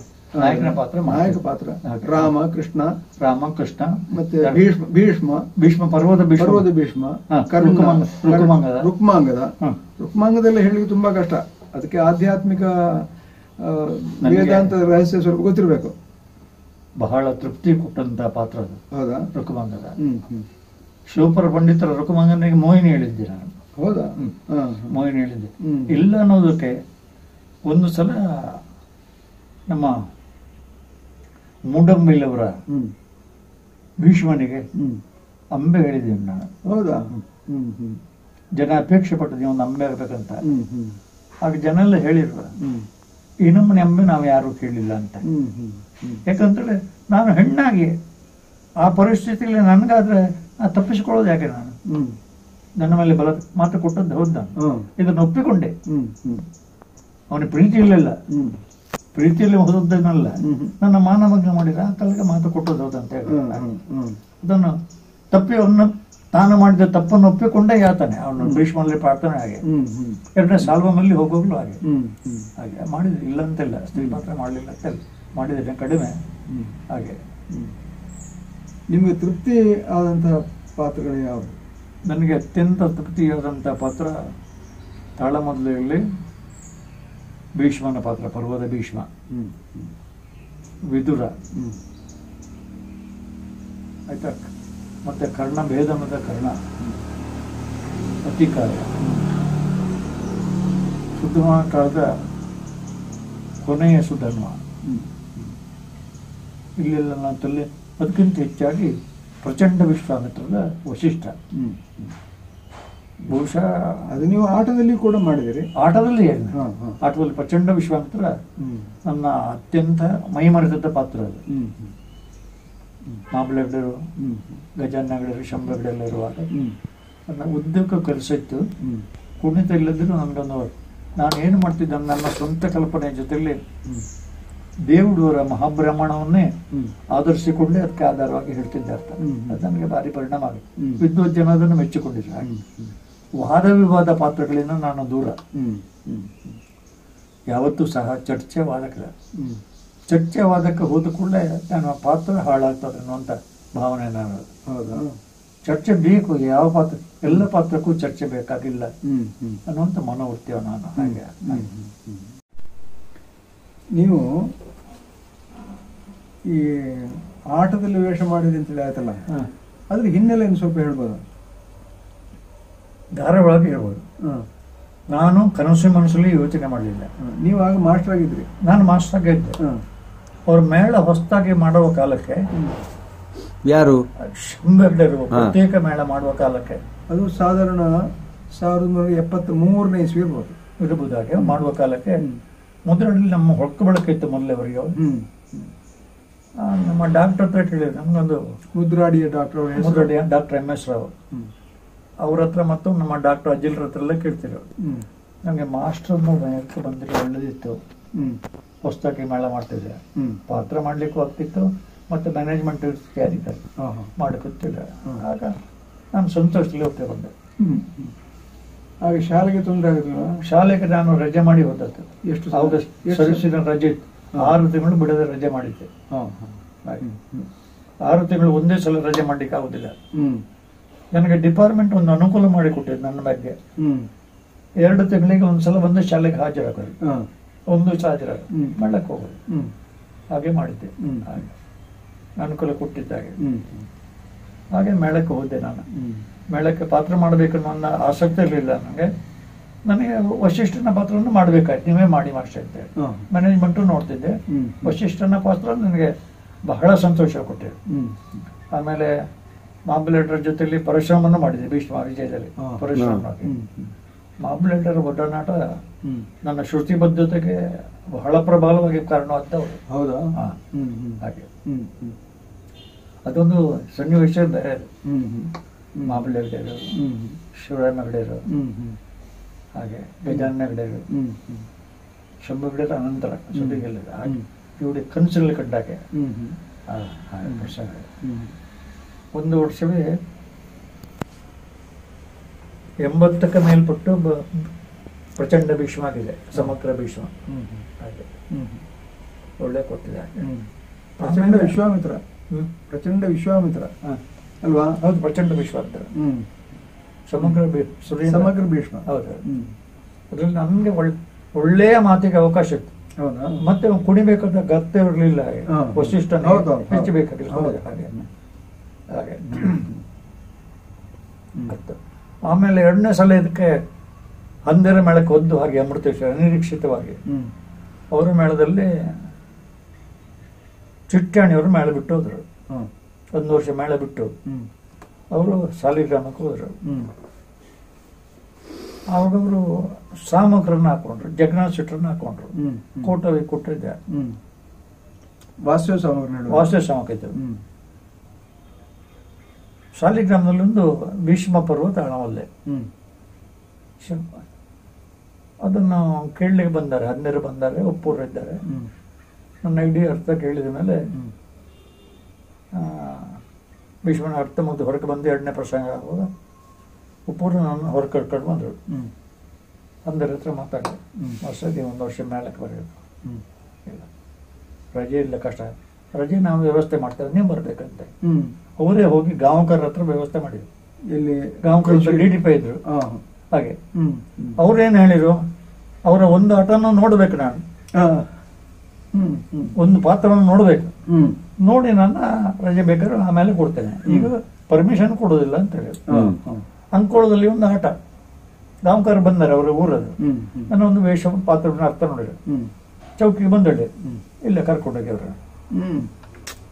ಹಾಗೆ ಹಾಗೆ ಅಂದ್ರೆ ಕಲಾಭಿಮಾನಿ ಶಿಕ್ಷಣಾಧಿಕಾರಿಗಳು ಇದ್ರಪ್ಪ, ಧಾರಾಳ ಇದ್ರು.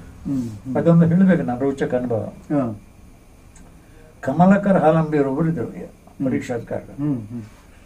ಆಟದ ಪ್ರಶ್ನೆ ಇಲ್ಲ, ಆಗ ನನ್ನನ್ನು ಸಂಪನ್ಮೂಲ ವ್ಯಕ್ತಿಯಾಗಿ ಎಲ್ಲ ಕಡೆಗೂ ಕರೀತಿದ್ರು ಶಿಕ್ಷಕಾಗಿ. ದಕ್ಷಿಣ ಕನ್ನಡ ಜಿಲ್ಲೆಯಲ್ಲದೆ ಬೇರೆಗೂ ಸಹ ಭಾಷಾ ಶಿಕ್ಷಣದ ಬಗ್ಗೆ ಮಾದರಿ ಪಾಠ ಹೇಳುವಂತ ಮಾದರಿ ಪಾಠ. ನಾನು ಹೆಚ್ಚಾಗಿ ಭಾಷಾ ಸಿದ್ಧಿ ಶುದ್ಧಿ ಸಮೃದ್ಧಿ ಬಗ್ಗೆ ಮಾತಾಡಿದೆ. ಭಾಷಾ ಸಿದ್ಧಿ ಶುದ್ಧಿ ಸಮೃದ್ಧಿಯ ಬಗ್ಗೆ ಮಾತಾಡ್ತೀರಿ, ಎಲ್ಲ ಕಡೆ ಕಳಿಸ್ತೀರಿ. ಇಲ್ಲಿ ದಕ್ಷಿಣ ಕನ್ನಡ ಜಿಲ್ಲೆಯಲ್ಲಿ, ಉತ್ತರ ಕನ್ನಡದಲ್ಲಿ ತುಂಬಾ ಕಡೆಗೆ ಹೋಗಿದೆ. ಆಕೆ ಏನ್ ಮಾಡ್ತಿದ್ರು, ಪರ್ಮಿಷನ್ ಕೊಡ್ಬೇಕಾದ್ರೆ ಪರ್ಮಿಷನ್ ಡಿಪಾರ್ಟ್ಮೆಂಟ್ ಪರ್ಮಿಷನ್ ತಗೊಂಡೆ ಹೋಗ್ತಾ ಇದ್ದೆ. ಒಬ್ರು ಹೋಗಿ ನಮ್ಮ ಊರಿನಲ್ಲಿ ಒಬ್ರು ಪ್ರತಿಷ್ಠರು ಬಂಡರು, ಅವ್ರು ಯಾವಾಗ ನೋಡಿದ್ರು ಶಾಲೆಗೆ ಬರೋದಿಲ್ಲ, ಕಾರ್ಯಕ್ರಮ ಅಂತ ಅಲ್ಲಿ ಹೋಗ್ತಾರೆ ಇಲ್ಲಿ ಹೋಗ್ತಾರೆ ಅಂತ ದೂರು ಕೊಟ್ರು. ಅಂತವ್ರು ಇದು ನಮ್ಗೆ ಹೆಮ್ಮೆ, ನಾವು ಅವ್ರನ್ನ ಕಳಿಸಿಕೊಟ್ಟದ್ದು ಅಂತ ಹೇಳಿದ್ರು.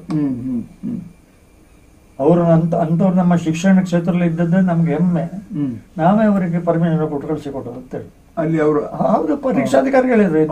ಹಾಗೆ ಅಂದ್ರೆ ಒಳ್ಳೆಯವರು ಇದ್ರು, ಇದಕ್ಕೆ ಮಿತಿ ಆಗಿರ್ಬಾರ್ದು ಅಂತ ಹೇಳಿ ನಾವೇ ಕಳಿಸಿಕೊಟ್ಟದ್ದು. ಹಾಗೆ ಒಳ್ಳೆಯವರು ಇದ್ರು. ಹಾಗೆ ಇರಲಿ, ಈ ನಿಮ್ಮ ಚಟುವಟಿಕೆಯಿಂದ ನಿಮ್ಮ ಪಾಠ ಪ್ರವಚನಕ್ಕೆ ಏನು ತೊಂದರೆ ಇರಲಿಲ್ಲ? ನಾನು ಇಲ್ಲದ ಸಮಯದಲ್ಲಿ ಬಾಕುಳದವ್ರು ಮಾಡ್ತಿದ್ರು. ನಾನು ಕಾರ್ಯಕ್ರಮಕ್ಕೆ ಹೋದರೆ ಪ್ರಾಮಾಣಿಕ ಹೇಳ್ತಾರೆ. ನನ್ನ ಗುರುಗಳೇ ಮಾಸ್ಟರ್ ಇದ್ರು, ಮಾಸ್ಟರ್ ಆಗಿದ್ದೆ, ಅವರು ಹೆಡ್ ಮಾಸ್ಟರ್ ಆಗಿದ್ದಾರೆ ಮರಿಪಾಲ್ಕರ್. ಅವರು ಕೈ ಕೆಳಗೆ ನಿನ್ನೆ ಎಲ್ಲಿ ಕಾರ್ಯಕ್ರಮಕ್ಕೆ ಹೋಗಿದ್ದಿ ಕೇಳ್ತಿದ್ರು. ಯಾಕಂತ ಹೇಳಿದ್ರೆ ಇವತ್ತು ನಿನ್ನೆ ಪೋರ್ಸೆ ಬೇರೆ ಅಂತ ಹೇಳಿದ್ರು. ಮರುದಿವಸ ಉತ್ಸವ ಬೇರೆ, ಕಾರ್ಯಕ್ರಮಕ್ಕೆ ನಾನು ಹೋಗಿ ಬಂದ್ರೆ ಮರುದಿವಸದ ಉತ್ಸವ ಬೇರೆ. ಹೌದಾ? ಆ ನಿನ್ನೆ ಆ ಮನುಷ್ಯಗಾದಂತ ಆನಂದ ಹೊಸತನ ಉಂಟಲ್ಲ, ಅವ್ರಿಗೆ ಕೇಳ್ತೀನಿ, ನಿನ್ನೆ ಇಲ್ಲಿ ಕಾರ್ಯಕ್ರಮ ಹೋಗಿದ್ದಿ ಯಾಕೆ, ಇವತ್ತಿನ ನನ್ನ ಪಾಠ ಮಾಡುವ ರೀತಿಯೇ ಬೇರೆ ಉಂಟು ಅಂತೇಳಿ. ಹಾಗೆ ಅದು ನನ್ಗೆ ಏನು ತೊಂದರೆ ಆಗಲಿಲ್ಲ. ಅದರಿಂದ ಏನು ತೊಂದರೆ ಆಗಲಿಲ್ಲ. ನೀವು ನಿಮ್ಮ ಒಂದು ಹೇಳಿಕೆಯನ್ನು ನಮ್ಮ ಪಾದಕಲು ವಿಶ್ವಭಟ್ರು ಎತ್ತಿ ಹೇಳಿದ್ದಾರೆ. ನಿಮ್ಮ ಇಡೀ ಈ ಅಧ್ಯಾಪಕತನದ ಸ್ಪ್ಯಾನ್ 33 ವರ್ಷ, 36 ವರ್ಷ. ಅದರಲ್ಲಿ ಮೊದಲನೇ ಮೂರನೇ ಒಂದು ಅಂಶ ನಾನು ಹೇಳಿದ್ದೇನೆ. ಹೇಗದು ಹೇಳಿ. ಮೊದಲನೇ ವರ್ಷ ಕಲಿಬೇಕನ್ನೋ ಹೇಳಿಕೊಡ್ಬೇಕನ್ನೋ ಉತ್ಸಾಹದಲ್ಲಿ ಹೇಳಿಕೊಟ್ಟೆ. 30 ವರ್ಷ, 20 ವರ್ಷ, 20 ಅಲ್ಲ, ಒಂದು 10 ವರ್ಷ, 12 ವರ್ಷ, 12 ವರ್ಷ ಒಟ್ಟರಾಶಿ ಮಕ್ಕಳಿಗೆ ಕಲಿಸಬೇಕಂತ ಹೇಳಿದ್ರೆ ಎಲ್ಲರೂ ಕಲಿಸೋದು. ನಮ್ಮ ತಲೆಯಲ್ಲಿ ಏನಂತ ಮಕ್ಕಳಿಗೆ ಅರ್ಥ ಆಗಬೇಕು ಅಂತ ಕಲಿಸೋದು. ಆಮೇಲೆ ಉಳಿದ ಎಷ್ಟು ವರ್ಷ ಯಾಂತ್ರಿಕವಾಗಿ ಕಲಿಸೋದು, ಮತ್ತೆ 12 ವರ್ಷ. ಹೌದು, ಯಾಕಂದ್ರೆ ಮಾಡಿದ ಪಾಠವನ್ನೇ ಮಾಡಬೇಕು. ಅವಾಗ ಯಾಂತ್ರಿಕವಾಗಿ ಹೋಯ್ತದೆ. ಚೆನ್ನಾಗಿ ಕಲಿಸ್ತೇನೆ ಅನ್ನುವ ಕಾಲಕ್ಕೆ ನಾನು ರಿಟೈರ್ಮೆಂಟ್ಗೆ ಹತ್ರ ಬಂದೆ. ಮತ್ತೆ 12 ವರ್ಷ ಸಿಕ್ಕಿದ್ರು. 12 ವರ್ಷ ಅಂತೇಳಿ ಕೊನೆಯ ಕಾಲಕ್ಕೆ ನಾನು ಕಲಿಸಬಲ್ಲೆ ಚೆನ್ನಾಗಿ ಅನ್ನುವ ವಿಶ್ವಾಸ ಮೂಡುವಾಗಲೇ ಸುರುಳಿನ ಕಡೆಗೆ ಉತ್ಸಾಹ ಮತ್ತು ಉದ್ವೇಗ, ಮಧ್ಯದ ಅವಧಿಯಲ್ಲಿ ಯಾಂತ್ರಿಕ, ಪ್ರೌಢತೆ ಬಂದಾಗ ನನಗೆ ಕಾಣ್ತಿದ್ದ ನಾನು ತಪ್ಪು ಮಾಡಿದ್ದೆ ಮಕ್ಕಳಿಗೆ ಹೇಳಿಕೊಡುವ. ಉದಾಹರಣೆಗಾಗಿ ಅನಾನುಕೂಲ ಹೇಳ್ತಿದ್ದೆ, ಮತ್ತೆ ತತ್ಕ್ಷಣ ಹೇಳೋರಿಗೆ ತಕ್ಷಣ ಹೇಳಿಕೊಡ್ತಿದ್ದೆ. ಮಕ್ಕಳಿಗೆ ತಪ್ಪು ಹೇಳಿಕೊಡಿದ್ದ ಭಾವನೆ ಬರುವಾಗ ಅಧ್ಯಯನಕ್ಕೆ ಹೊರಟಾಗ, ಇದು ಅಧ್ಯಯನವಾಗಿ ತಾಳ ಮೊದಲು ಸಾಹಿತ್ಯದ ಅಧ್ಯಯನದ ಜೊತೆಲಿ ನನಗೆ ಪಕ್ವತೆ ಆಗುವಾಗ 20 ವರ್ಷ ದಾಟಿದೆ. ಸತ್ಯವೇದ ವಾಸ್ತವ. ಆದ್ರೆ ನೀವು ಅದನ್ನು ಮುಂದೆ ವಾಗ್ಮಿಯಾಗಿ ಅದನ್ನು ಬೆಳೆಸ್ಕೊಂಡ್ರಿ, ಆಮೇಲೆ ಸ್ವಂತವಾಗಿ ಬೆಳೆಸ್ಕೊಂಡೆ. ಹಾಗೆ ಸ್ವಂತವಾಗಿ ಬೆಳೆಸಿದ್ರು. ಸ್ವಂತ ಅಧ್ಯಯನ, ನನ್ನ ಏಕಲವ್ಯನ ಸಾಧನೆ. ನನ್ನ ಬದುಕಿಗೆ ದುಡ್ಡು ಅಪರೋಕ್ಷವಾಗಿ 2 ಜನ ಗುರುಗಳು. ಒಂದು ಏಕಲವ್ಯ, ಇನ್ನೊಂದು ವಿಶ್ವಾಮಿತ್ರ. ಏಕಲವ್ಯ ಅವನಷ್ಟಕ್ಕೆ ನೋಡಿಕೊಂಡು ಕಲಿಯುವಂತ. ವಿಶ್ವಾಮಿತ್ರ ಅಲ್ಲ, ಸಾಧನೆ ಮಾಡಿದ್ರೆ ಏನು ಮಾಡ್ಬೋದು ಅಂತ ಒಂದು ದೃಷ್ಟಿಯಲ್ಲಿ ಬರ. ಹಾಗೆ ಅದೇ ನನ್ನ ಸ್ವಂತ ಅಧ್ಯಯನ, ನನ್ನ ನಿರೀಕ್ಷೆ ಹೀಗೆ ಆಗಬೇಕಂತ. ಈಗ ನಿಮ್ಮ ಶಿಕ್ಷಕತನ ಮತ್ತೆ ಯಕ್ಷಗಾನ ಕಲಾವಿದತನ ಇದೆರಡನ್ನ ನಾವು ಸಹ ನೋಡಿ ಆಯ್ತು. ಈ ಮಧ್ಯೆ ನೀವು ಸಾಹಿತ್ಯದ ಕವಿಯಾಗಿ ಆರಂಭ ಮಾಡ್ತೀರಿ. ಈಗ ಅದರಲ್ಲಿ ವಿಶೇಷತೆ ಏನಂದ್ರೆ, ನಿಮ್ಮ ದರ್ಶನ ಧ್ವನಿಯನ್ನು ನೋಡಿದ್ರೆ ಗೊತ್ತಾಗ್ತದೆ, ಅಲ್ಲಿ ಕುವೆಂಪು ಢಾಳ ಕಾಣಿಸ್ತಾರೆ, ಹೇಳ್ತೇನೆ. ಹಾಗೆ ಸ್ವಲ್ಪ ನಮ್ಮ ಬೇಂದ್ರೆಯವರು ಕೂಡ ಕಾಣಿಸ್ಕೊಡ್ತಾರೆ, ಕುವೆಂಪು ಕಾಣಿಸ್ತಾರೆ. ಆಮೇಲೆ ಮತ್ತೆ ನೀವು ಎಲ್ಲಿ ಹೊಂದಾಡೋದಿಲ್ಲ, ಅಲ್ಲೇ ಇರ್ತೀರಿ. ಈಗ ನೀವು ಅಡಿಗರ ರೀತಿಯಲ್ಲಿ ಓದಿದ್ರೆ ಅದನ್ನು ನಿಮ್ಮದು, ಆದ್ರೆ ನಿಜವಾಗಿ ಅಡಿಗರ ಕೃತಿ ಅಲ್ಲ ಅದು. ಅಲ್ಲ ಆದ್ರೆ ಓದು ಮಾತ್ರ ಅಡಿಗರ ಹಾಗೆ. ಆದ್ರೂ ನೀವು ರಚನೆ ಮಾಡ್ಲಿಲ್ಲ ಅಡಿಗರ ರೀತಿಯಲ್ಲಿ, ಅದ್ಯಾಕೆ? ನೀವು ಪ್ರಾರಂಭ ಹೇಗಾಯ್ತು ಅಂತ. ನಾನು ಹೆಬ್ರಿ ಶಾಲೆಯಲ್ಲಿ ಅಧ್ಯಾಪಕನಾಗಿರುವ ಕಾಲಕ್ಕೆ ಪಳಕಳ ಶ್ರೀರಾಮಠರು ಒಂದು 6 ತಿಂಗಳು ಶಿಕ್ಷಕರಾಗಿ ಬಂದರು.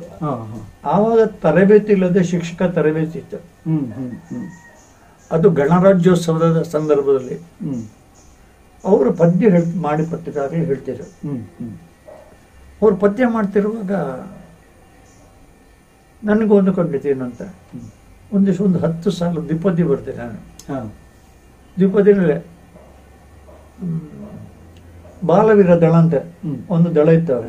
ಬಾಲವೀರ ದಳದ ಚಿಕ್ಕ ಮಕ್ಕಳೆಲ್ಲ ಬನ್ನಿರಿ, ಕಾಲಹರಣವಾಗದಂತೆ ಜಾಗರೂಕರಾಗಿರಿ, ಲೆಕ್ಕವನ್ನು ಪಕ್ಕ ಮಾಡಿ ಜಾಣರೆನಿಸಿಕೊಳ್ಳಿರಿ, ಸಿಕ್ಕ ವೇಳೆಯನ್ನು ಚೆನ್ನಾಗಿ ಬಳಸಿಕೊಡಿ ಅಂತ 10 ಸಾಲಿನ ಪದ್ಯ ಬರ್ದೆ.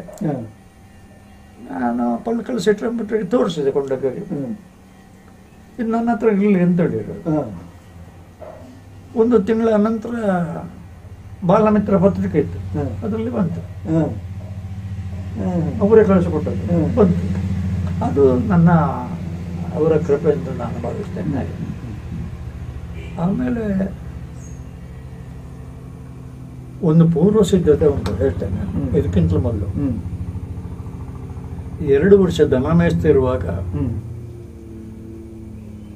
ನನ್ನ ಮೇಲೆ ಭಾರಿ ಆಂತರಿಕದಂತ ವೇದನೆ ಇತ್ತು.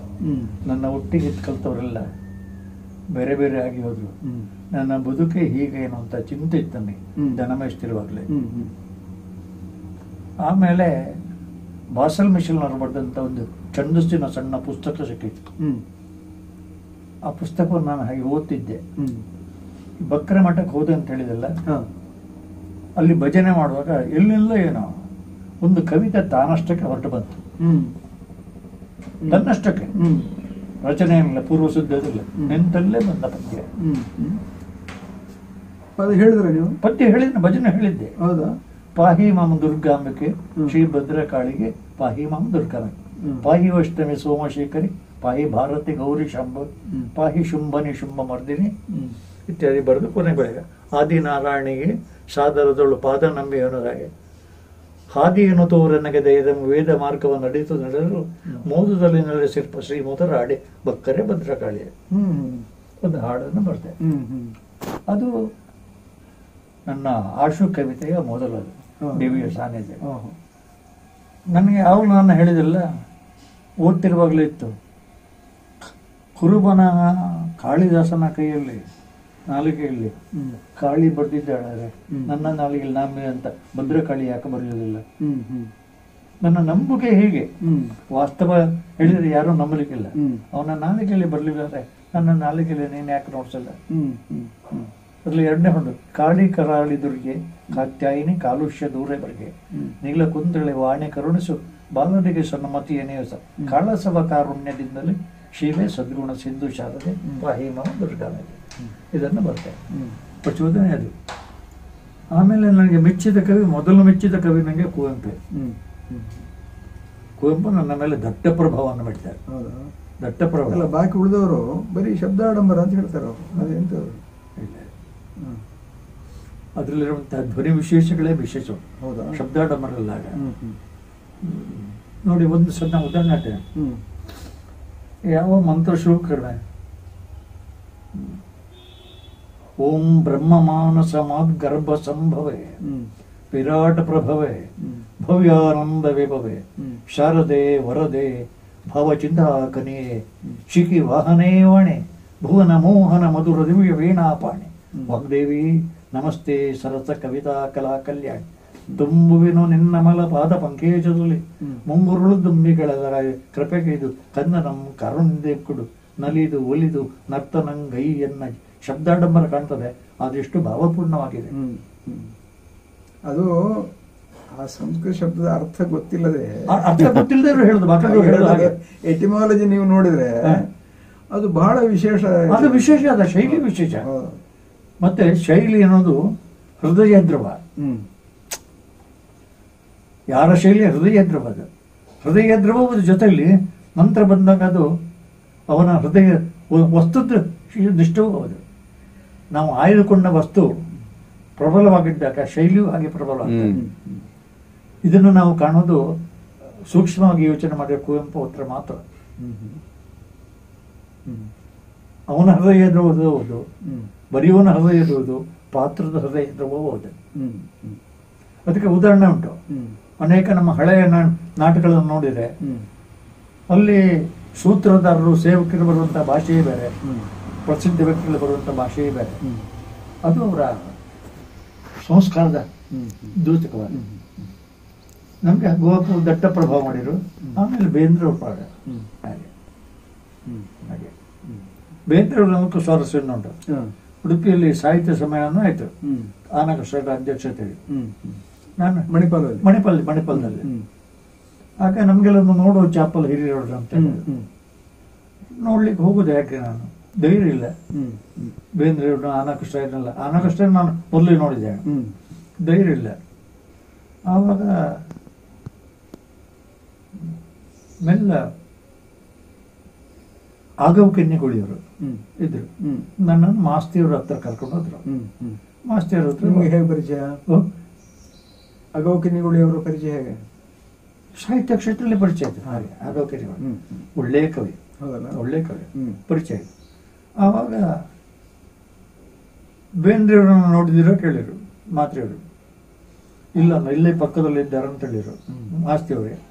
ಕರ್ಕೊಂಡು ನಾನು ಬೇಂದ್ರದಲ್ಲಿ. ಅವಾಗ ನಾನು ಒಂದನೇ ಪುಸ್ತಕ ಆಯ್ತು, 2-3 ಪುಸ್ತಕ ಕೊಂಡೋಗಿ ಕೊಟ್ಟೆ. ಸಂಭಾತನೆಯ ಮುದ್ರಣೆ ಅಂತ ಏನೋ ಇನ್ನೊಬ್ಬ ಅಂಬಿಕಾತನೆ ಆಗ್ಲಿ ಹೊರಟಿದ್ಯಾ ಕೇಳಿರು ಬೇಂದ್ರೆಯವರು. ಇಷ್ಟು ಹೇಳೋಕೆ ನನಗೆ ನಡುಕಸ್ರ ಆಯ್ತು. ಎಂತ ಹೇಳ ಮಾಸ್ಟರ್ ಏನಿಲ್ಲ ಗೊತ್ತಾರ, ಆಶೀರ್ವಾದ ಮಾಡಿ ಯಾಕೆ ಆಗಬಾರ್ದು ಅಂತ ಹೇಳಿದ್ರು. ಆಶೀರ್ವಾದ ಮಾಡಿ ಯಾಕೆ ಆಗಬಾರ್ದು ಅಂತ ಹೇಳಿ ಬೆನ್ನು ತಟ್ಟಿದೆ. ಆಮೇಲೆ 2 ಸಲ ಬೇಂದ್ರವ್ರನ್ನು ಅವರ ಮನೆಗೆ ಹೋಗಿ ನೋಡಿದ್ದೆ. ಹಾಗೆ ಹಾಗಾದ್ರೆ ಅಲ್ಲ, ಈ ನಿಮ್ಮ ಅಂಬಾತನಯ ಮತ್ತು ಅಂಬಿಕಾತನಯ ದತ್ತ ಇದು ಪರಸ್ಪರ ಏನು ಪ್ರೇರಣೆ ಉಂಟ ಏನಾದ್ರು? ನಾನೇನು ಹೇಳುದಿಲ್ಲ, ಇದ್ರೂ ಇರಬಹುದು ಹಾಗೆ. ನಾನೇನು ಹೇಳುದಿಲ್ಲ. ಆದ್ರೂ ನನ್ನನ್ನು ಅಂಬೆಯ ಕೃಪೆ ಅಂತ 100% ಸತ್ಯ. ಸರಿ ಸರಿ, 100% ಸತ್ಯ.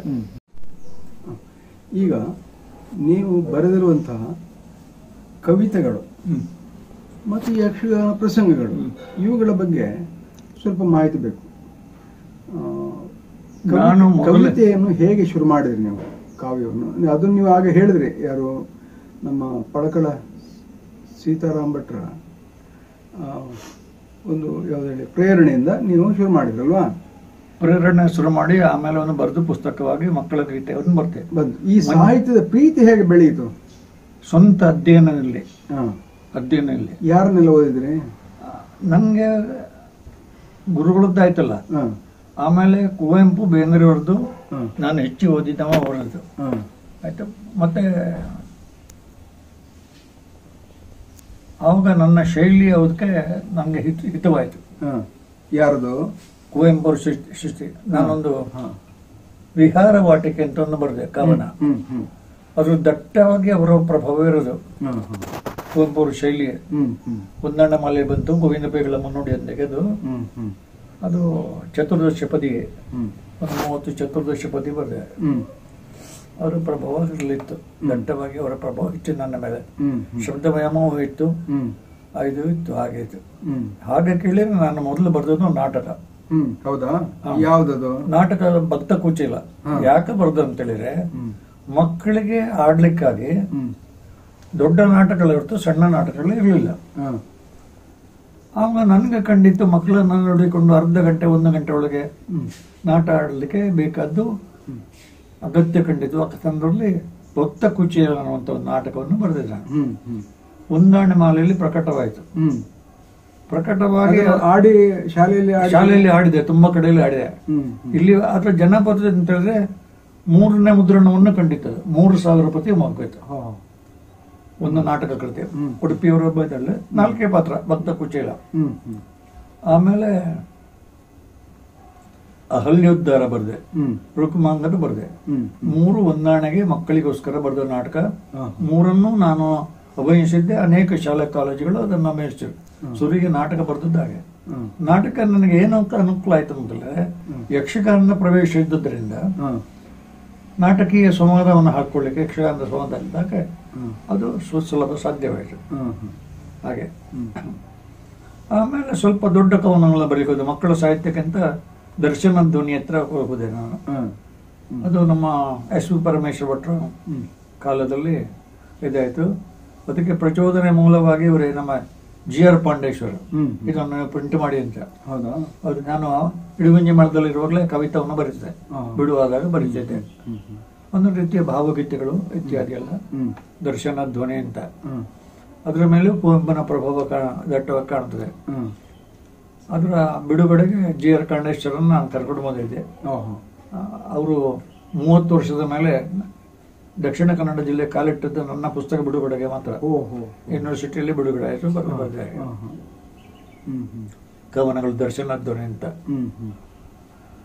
ಇದು ಕವನ ಬರೆದ ಮೇಲೆ ನೀವು ಹೆಚ್ಚು ಬರೀಲಿಲ್ಲ. ಅದೇನದು ನನ್ಗೆ ಒಂದು ಅಂದ್ರೆ ಪುಸ್ತಕ ರೂಪದಲ್ಲಿ ಬರಲಿಲ್ಲ ನನ್ಗೆ. ಯಾಕಂತ ನಾನು ದೌರ್ಬಲ್ಯ ಉಂಟು. ನಾನು ಒಂದೇ ಒಳಗಿನ ಒತ್ತಡ ಅಥವಾ ಹೊರಗಿನ ಒತ್ತಡದಲ್ಲಿ ಬರೆಯೋದೇ ಇಲ್ಲ. ಹೌದಾ? ಒಂದೇ ಆಂತರಂಗಿಕದ ಒಳಗೆ ಒತ್ತಡ ಬೇಕು ಅಥವಾ ಹೊರಗಿನ ಒತ್ತಡ ಬೇಕು. ಇಲ್ಲರೂ ಬರೆಯೋ ಅಭ್ಯಾಸ ಇಲ್ಲ. ಅದು ನನ್ನ ದೋಷವಾಗಿರ್ಬೋದು, ನನ್ನ ದೌರ್ಬಲ್ಯ. ಆಮೇಲೆ ತುಂಬಾ ಯಕ್ಷಗಾನ ಪ್ರಸಂಗಗಳನ್ನು ನೀವು ಹೇಳ್ತಾ ಇದ್ರಿ, ಪದ್ಯವನ್ನು ಬರೆದು ಕೊಟ್ಟಿದ್ದೇನೆ ಅಂತ ಹೇಳ್ತೀರಿ. ಆಗ ಪದ್ಯಗಳು ನನ್ನ ನಾಟಕಗಳನ್ನು ಆಟವನ್ನು ಯಕ್ಷಗಾನ ಹೋದಂತ 1-2 ಪದಗಳು ಬಿಟ್ರೆ ಮತ್ತೆ ಹೆಚ್ಚಿನದ ಪ್ರದರ್ಶನ ಆಗಲಿಲ್ಲ. ಒಂದು ಒಳ್ಳೆಯ ಪ್ರಸಂಗ ಆಗಲಿಲ್ಲ. ನಾನು ಹೇಳಬಾರ್ದು, ನೀವು ರೆಕಾರ್ಡ್ ಮಾಡಬೇಡಿ ದಯಮಾಡಿ. ದಯಮಾಡಿ ರೆಕಾರ್ಡ್ ಮಾಡಬೇಡಿ. ಒಂದು ಪ್ರಸಂಗ ಕೊಟ್ಟೆ ನಾನು. ಪ್ರಸಂಗವನ್ನು ಕೊಟ್ಟಾಗ ಮಾಲಿಗೆ ಪ್ರಸಿದ್ಧವಾದಂತಹ ಭಾಗವತರದ ಬೇರೆ ಪ್ರಸಂಗವು ಬಂದಿತ್ತು. ನನ್ನ ಕೃತಿಯನ್ನು ಅವರು ಓದಿ ನೋಡಿದ್ರು. ಓದಿ ನೋಡಿ ಕಲಾವಿದರಿಗೆ ಏನು ಹೇಳಿದ್ರು ಅದರ ಪ್ರಯೋಗದಲ್ಲಿ, ಅದನ್ನು ಒಳ್ಳೇದಾಗ್ಲಿಕ್ಕೆ ಬಿಡಬೇಡಿ ಅಂದ್ರು. ನನ್ನ ಕೃತಿಯನ್ನು ರಂಗದಲ್ಲಿ ಫೇಲ್ ಮಾಡ್ಲಿಕ್ಕೆ ನೋಡಿ ಅಂತ ಹೇಳಿದ್ರು. ನನಗೆ ಕಲಾವಿದರು ಹೇಳಿದ್ರು, ನಿಮ್ಮ ಅದು ಕಲಾವಿದರನ್ನು ಹೇಳಿದ್ರು ವಸ್ತುಸ್ಥತೆ. ಯಾಕಂದ್ರೆ ಅವರ ಕಲಾವಿದರು ನನ್ನದು ಒಂದು 3-4 ಪ್ರಯೋಗದಲ್ಲಿ ನಿಂತೋಯ್ತು. ಹಾಗೆ ಬರೆದು ಕೊಟ್ಟಿದ್ದೇನೆ. ಹಾಗೆ ನಿಮಗೂ ಆ ಅನುಭವ ಆಗಿದೆ. ಎಲ್ಲರಿಗೂ ಆಗ್ತದೆ. ಯಾಕಂತ ಎಲ್ಲರಿಗೂ ಆಗ್ತದೆ. ಎಲ್ಲರಿಗೂ ಅದು ಅನುಭವ ಆಗಿದೆ. ಇನ್ನೊಬ್ಬರ ಪ್ರಸಂಗ ಒಳ್ಳೇದಾಯ್ತು ಅಂತ ಹೇಳಿದ್ರೆ ಅದನ್ನು ಹೇಗಾದ್ರೂ ಮಾಡಿ ಹಾಳು ಮಾಡ್ಲಿಕ್ಕೆ ನಮಗೆ ಕವಿಗಳೇ ಕವಿ ಇರುತ್ತೆ. ಅದನ್ನು ಮೆಲ್ಲ ಕಲಾವಿದರು ಹೇಳಿಕೊಡ್ತಾರೆ, ಅದನ್ನು ಡೌನ್ ಮಾಡ್ತೇವೆ. ಇರಲಿ, ಈಗ ನೀವು ಬರೆದು ಪ್ರಿಂಟ್ ಆಗಿರುವಂತಹ ಪ್ರಸಂಗಗಳು ಎಷ್ಟು? ಪ್ರಿಂಟ್ ಬಂದ್ರೆ ನಾನಾಗಿ ಪ್ರಿಂಟ್ ಮಾಡಲಿಲ್ಲ. ನನ್ನ ಇದರ ಸಂಕಲನದಲ್ಲಿ ಒಂದು ಭಕ್ತ ಪ್ರಹ್ಲಾದ, ಸತಿ ಅನಸೂಯ 2 ಪುಸ್ತಕ ಇಲ್ಲ. ಸತಿ ಅನಸೂಯಕ್ಕೆ ನೀವು ಅದು ಇದೇನ ಬರ್ದಿದ್ರಿ, ಅದ್ರ ಯಾವ್ದೋ ನಮ್ಮಷ್ಟೇ ಬರ್ದಿದ್ರಿ ನೀವು, ಅದು ಗೊತ್ತು ನನಗೆ. ಇದರಲ್ಲಿ ಎಚ್ ಬಿ ರಾಯರ ಸಂಪುಟದಲ್ಲಿ ಅನುಸರದಲ್ಲಿ 2 ಪುಸ್ತಕ ಅದರಲ್ಲಿ ಪ್ರಿಂಟ್ ಆಗಿದೆ. ಆಮೇಲೆ ಅದು ನನ್ನ ಇತ್ತೀಚೆಗೆ ಯಕ್ಷಲೋಕ ವಿಜಯ, ಯಕ್ಷ ವಿಜಯ, ತಲವಕಾರ ಉಪನಿಷತ್ತಿನ ಯಕ್ಷ 3 ಮಾತ್ರ. ಇನ್ನು ಬರ್ದೋದ್ರೆ ಇನ್ನೊಂದು 10 ಪ್ರಿಂಟ್ ಮಾಡ್ಲಿಕ್ಕೆ ಹಾಗೆ ಉಂಟು. ಹಾಗೆ ನಾನು ಹೋಗ್ಲಿಲ್ಲ. ಹಾಗೆ 10 ಪ್ರಸಂಗಗಳು ಪ್ರಿಂಟ್ ಆಗದೆ ಇದೆ, ಅಪ್ರಕಟಿತವಾಗಿ ಉಳಿದಿದೆ. ಹಾಗೆ ಈಗ ಮಾಡೋದಿಲ್ಲ ಅಂತ ಇದ್ದೇನೆ ನಾನು. ನಾನು ಕೈಕೊಂಡ ರೇಖಾಲದಲ್ಲಿ ನಿಂತಂತ ಕೆಲಸ ಪೂರ್ತಿ ಮಾಡ್ತಾ ಇನ್ನು ಹೋಗೋದಿಲ್ಲ ಅಂತ ಇದ್ದೇನೆ. ನಮ್ಮ ಇವರು ಹೇಳಿದ್ರು, ನಮ್ಮ ಪಾದಕಲ್ ಅವರು ಹೇಳಿದ್ರು, ಒಂದ್ಸಲ ಅದನ್ನು ಸಂಪುಟ ಮಾಡುವ ಅಂತ ಹೇಳಿ ಅದನ್ನ ಮಾಡಿದೆ. ಮತ್ತೆ ಅದರ ಜೊತೆಲಿ ನಾನು ಕ್ಷೇತ್ರ ಮಹಾತ್ಮೆಯನ್ನು ಬರೆದೆ. ನನಗಾಗಿ ಬರ್ತದಲ್ಲ, ಅದು ಒತ್ತಾಯಕ್ಕಾಗಿ ಬರೆದದು. ಒಂದು ಮೇಳದಲ್ಲಿರುವಾಗ ಒಬ್ಬರು ಬಾರ್ಕೂರು ವೈಭವ ಬರಿಬೇಕಂತ ಹೇಳಿದ್ರು, ಆಟ ಕಂಟ್ರಾಕ್ಟ್ ವಹಿಸ್ಕೊಂಡವರು, ಬರೆದು ಕೊಟ್ಟೆ. ಆಮೇಲೆ ನೀವು ಯಾವುದೋ ಒಂದು ದೊಡ್ಡ ದೀರ್ಘವಾದ ಕಾವ್ಯವನ್ನು ಬರಿತಾ ಇದ್ದೀರಿ ಅಂತ ಹೇಳ್ತಾ ಇದ್ರಿ. ಅದೇ ಕೆಲಸ ಪೂರ್ತಿ ಆಗಲಿಲ್ಲ, ಅದೇ ಕಾಲದಲ್ಲಿ ನಿಂತಿದೆ. ಎಷ್ಟು ಭಾಗ ಆಗಿದೆ ಸುಮಾರು? ಅದರಲ್ಲಿ ಒಂದು ಅರ್ಧಾಂಶ ಆಗಿದೆ. ಒಂದು 8,000 ಸಾಲುಗಳು ಆಗಿದೆ. ಯಾವುದು ಛಂದಸ್ಸು? ಗಂಗೆಗೆ ಸಂಬಂಧಪಟ್ಟ ಹಾಗೆ ಕಾವ್ಯ. ಅದು ಅರ್ಧದಲ್ಲಿ ನಿಂತಿದೆ. ಅದು ಏಕೆ ನಿಂತಿದೆ ಅನ್ನೋದು ಪ್ರಶ್ನೆ ಬೇರೆ. ನಿಂತಿದೆ, ಅದನ್ನು ಪೂರ್ತಿಗೊಳಿಸುವುದೇ ಇನ್ಯಾವುದು ಪ್ರಸಂಗ ಪ್ರಿಂಟ್ ಮಾಡ್ಲಿಕ್ಕೆ ಹೋಗುದಿಲ್ಲ ಅಂತಿದ್ದೇನೆ, ಪ್ರತಿಜ್ಞೆ. ಅದು ಆಗ್ಬೇಕು ಅಂತ ಈಗಲೂ ಬರೀತಿದ್ದೇನೆ. ಅಲ್ಲ, ನೀವೇ ಯಾಕೆ ಮಾಡ್ತೀರಿ? ಯಾರಿಗೆ ಕೊಡಿ, ನೀವು ಬರೆಯೋದು ನೀವು ಮಾಡಬೇಕು. ಬರೆಯೋದಿಲ್ಲ, ಆಗಲ್ಲ. ಬರೀಲಿಕ್ಕೆ ತೊಂದರೆ ಆಗಿದೆ ಅಂದ್ರೆ ತಡೆ ಆಗ್ತದೆ. ಹೌದಾ? ಅಲ್ಲ, ಪ್ರಸಂಗಕ್ಕೂ ಅದಕ್ಕೆ ಏನು ಸಂಬಂಧ? ಪ್ರಸಂಗ ಎಲ್ಲ ಹೇಳಿದ ಕಾವ್ಯ ಬರೀಲಿಕ್ಕೆ ಪ್ರಸಂಗವನ್ನು ಮಾಡ್ಬೋದು. ಪ್ರಸಂಗವನ್ನು ಮಾಡ್ಬೇಕಾದ್ರೆ ನಾನು ಈಗ ಮಾಡುದಿಲ್ಲ ಅಂತ ಇದ್ದೆ ನಾನು. ಈ ಕೆಲಸ ಆಗದೆ ಸರಿ ಸರಿ ಹಾಗೆ ಈ ಕೆಲಸ ಆಗದೆ ಮಾಡೋದಿಲ್ಲ ಅಂತ ಇದ್ದೇನೆ, ಆಗಿದ್ದೇನೆ ಹಾಗೆ. ಈಗ ಮತ್ತೆ ಕ್ಷೇತ್ರ ಮಹಾತ್ಮೆಗಳು 2-3 ಬರ್ದೆ ಒತ್ತಾಯಕ್ಕಾಗಿ. ಇನ್ನು ಬರಿಬೇಡಿ, ಎಲ್ಲ ಬರೆಯೋದಿಲ್ಲ, ನನಗಾಗಿ ಬರ್ತದಲ್ಲ, ಯಕ್ಷಗಾನ ಕುಲಕುಟಾರ ನನಗಾಗಿ ಬರೆಯೋದಿಲ್ಲ, ಅದು ಇನ್ನೊಬ್ಬರಿಗಾಗಿ ಬರೆದು ಕೊಟ್ಟು. ಹಾಗೆ ಕೇಳಿದ್ರೆ ಇನ್ನೊಬ್ಬರಿಗಾಗಿ ಬರೆದು ಕೊಟ್ಟ ಪ್ರಸಂಗವೇ ಉಂಟು ನಂದು, ಅವರ ಹೆಸರಿನಲ್ಲೇ ಉಂಟದು. ಹಾಗೆ ಬೇಡ ಹೋಗಿ ಅದಿರಲಿ ಹಾಗೆ ಹಾಗೆ ಅದೆಲ್ಲ ಪದ್ಯ ನಮ್ದು, ಹೆಸರು ಯಾರಿಗೆ ಇರಲಿ. ಅದು ಈಗ ನಾಟಕ ರಚನೆಯಲ್ಲಿ ನೀವು ಮೊದಲನೇ ಒಂದು ಇದೆಲ್ಲ ಎಷ್ಟು ಅದು ಬಂತದೆ ಬರ್ದೆ ನಾನು. ಆಮೇಲೆ ಹೌದು, ಒಂದು ಬಂತು, ಒಂದು ಬರ್ದೆ. ಅದೇ ಮಕ್ಕಳ ನಾಟಕಗಳನ್ನು 3 ರೀತಿಯ ನಾಟಕ ಅಂತ ಹೇಳಿದ್ರೆ ನನ್ನ ಪರಿತ್ಯಕ್ತ ಕರ್ಣನ ಬಗ್ಗೆ ಬರೆದ ನಾಟಕ. ಅದಕ್ಕೆ ಕಾರಣ ಅಂತ ಹೇಳಿದ್ರೆ ನನಗೆ ಜ್ವರ ಬಂದಾಗ ಜ್ವರದಲ್ಲಿ ನನ್ನ ಪದ ಹೇಳುವಂಥದ್ದು, ಕವಿತೆ ಹೇಳುವಂಥ ಅಭ್ಯಾಸ ಉಂಟು. ಜ್ವರ ಬಂದ ಕೂಡಲೇ ನಾನು ತುಂಬಾ ಮಾತಾಡ್ತೇನೆ. ಅದು ಕಾವ್ಯಮಯವಾಗಿ ಮಾತಾಡ್ತೇನೆ, ನಾಟಕವಾಗಿ ಮಾತಾಡ್ತೇನೆ. ಹಾಗೆ ಅದು ಎಲ್ಲಿಂದ ಬರ್ತದೆ ಅಂತ ಹೇಳಬೇಡಿ. ಅದು ನನ್ನ ಅತೀವವಾದಂತಹ ಜ್ವರದ ತಾಪದಲ್ಲಿ ಕಾಣಿಸಿಕೊಂಡಂತಹ ಹಾಡು. ಹೋದ ನಿನ್ನೆಗೆ ಶರಣು, ಇರುವ ಇಂದಿಗೆ ಶರಣು, ಬರುವ ನಾಳೆಗೆ ಶರಣು, ಯುಗಕ್ಕೆ ಶರಣು, ಆ ಕಳೆದ ಈ ಇರುವ ಮುಂದೆ ಬರಲಿಕ್ಕಿರುವ ಕಾಲ ಚಕ್ರಕ್ಕೆ ಶರಣು, ಯುಗಕ್ಕೆ ಶರಣು ಅಂತ ಬರದೆ ಅನುಭವಿಸ. ಕಾಲಚಕ್ರವನ್ನು ಕುರಿತುಕೊಂಡು ಆ ಕಾಲವನ್ನೇ ಕ್ರಿಯೆಯಾಗಿಕೊಂಡು ಭೂತ ಭವಿಷ್ಯತ್ತು ವರ್ತಮಾನ ಅಂತ 3 ಕಾಲವನ್ನು ಹಿಡ್ಕೊಂಡು ಅದನ್ನು ಪರಿವಿಡಿಯಾಗಿ ಹಿಡ್ಕೊಂಡು ಇಡೀ ಕರ್ಣನ ಕಥೆಯನ್ನು ನಾನು ಬರೆದೆ. ಸುರಿಗೆ ಅದರಲ್ಲಿ ಒಂದು 10 ಪುಟಗಳು ಸ್ವಪ್ನದಲ್ಲೇ, ಜ್ವರದ ತಾಪದಲ್ಲಿ ಸ್ವಪ್ನದಲ್ಲೇ ಖಂಡಿಸಿಕೊಂಡ ಕಾಣ. ಅಲ್ಲ, ಇದನ್ನು ಯಾರಾದ್ರೂ ಬೇರೆ ಬರೆದ್ರ ಅಥವಾ ನೀವೇ ಮತ್ತೆ ನೆನಪು ಮಾಡ್ಕೊಂಡು? ಇಲ್ಲ, ನಾನು ಒಂದು ಕೆಲಸ ಏನ ಮಾಡ್ತೇನೆ ಅಂತ ಹೇಳಿದ್ರೆ, ಯಾವುದಲ್ಲಿ ಸ್ವಪ್ನದಲ್ಲಿ ಆಯ್ತಾ ಎಚ್ಚರ ಆದ ಕೂಡಲೇ ಅದನ್ನು ಬರೆದಿಟ್ಟುಕೊಳ್ತೇನೆ. ಅದು ಉಳಿತದೆ, ನೆನಪು ಉಳಿತದೆ. ಹೌದಾ? ಇವತ್ತಿಗೂ ಉಳಿತದೆ. ಹಾಗೆ ಆ ಶಾಲುಗಳು ಹಾಗೆ ಉಳಿತವೆ. ಅದನ್ನು ಬರೆದೆ. ಮತ್ತೆ ಅದನ್ನು ನಾಟಕವಾಗಿ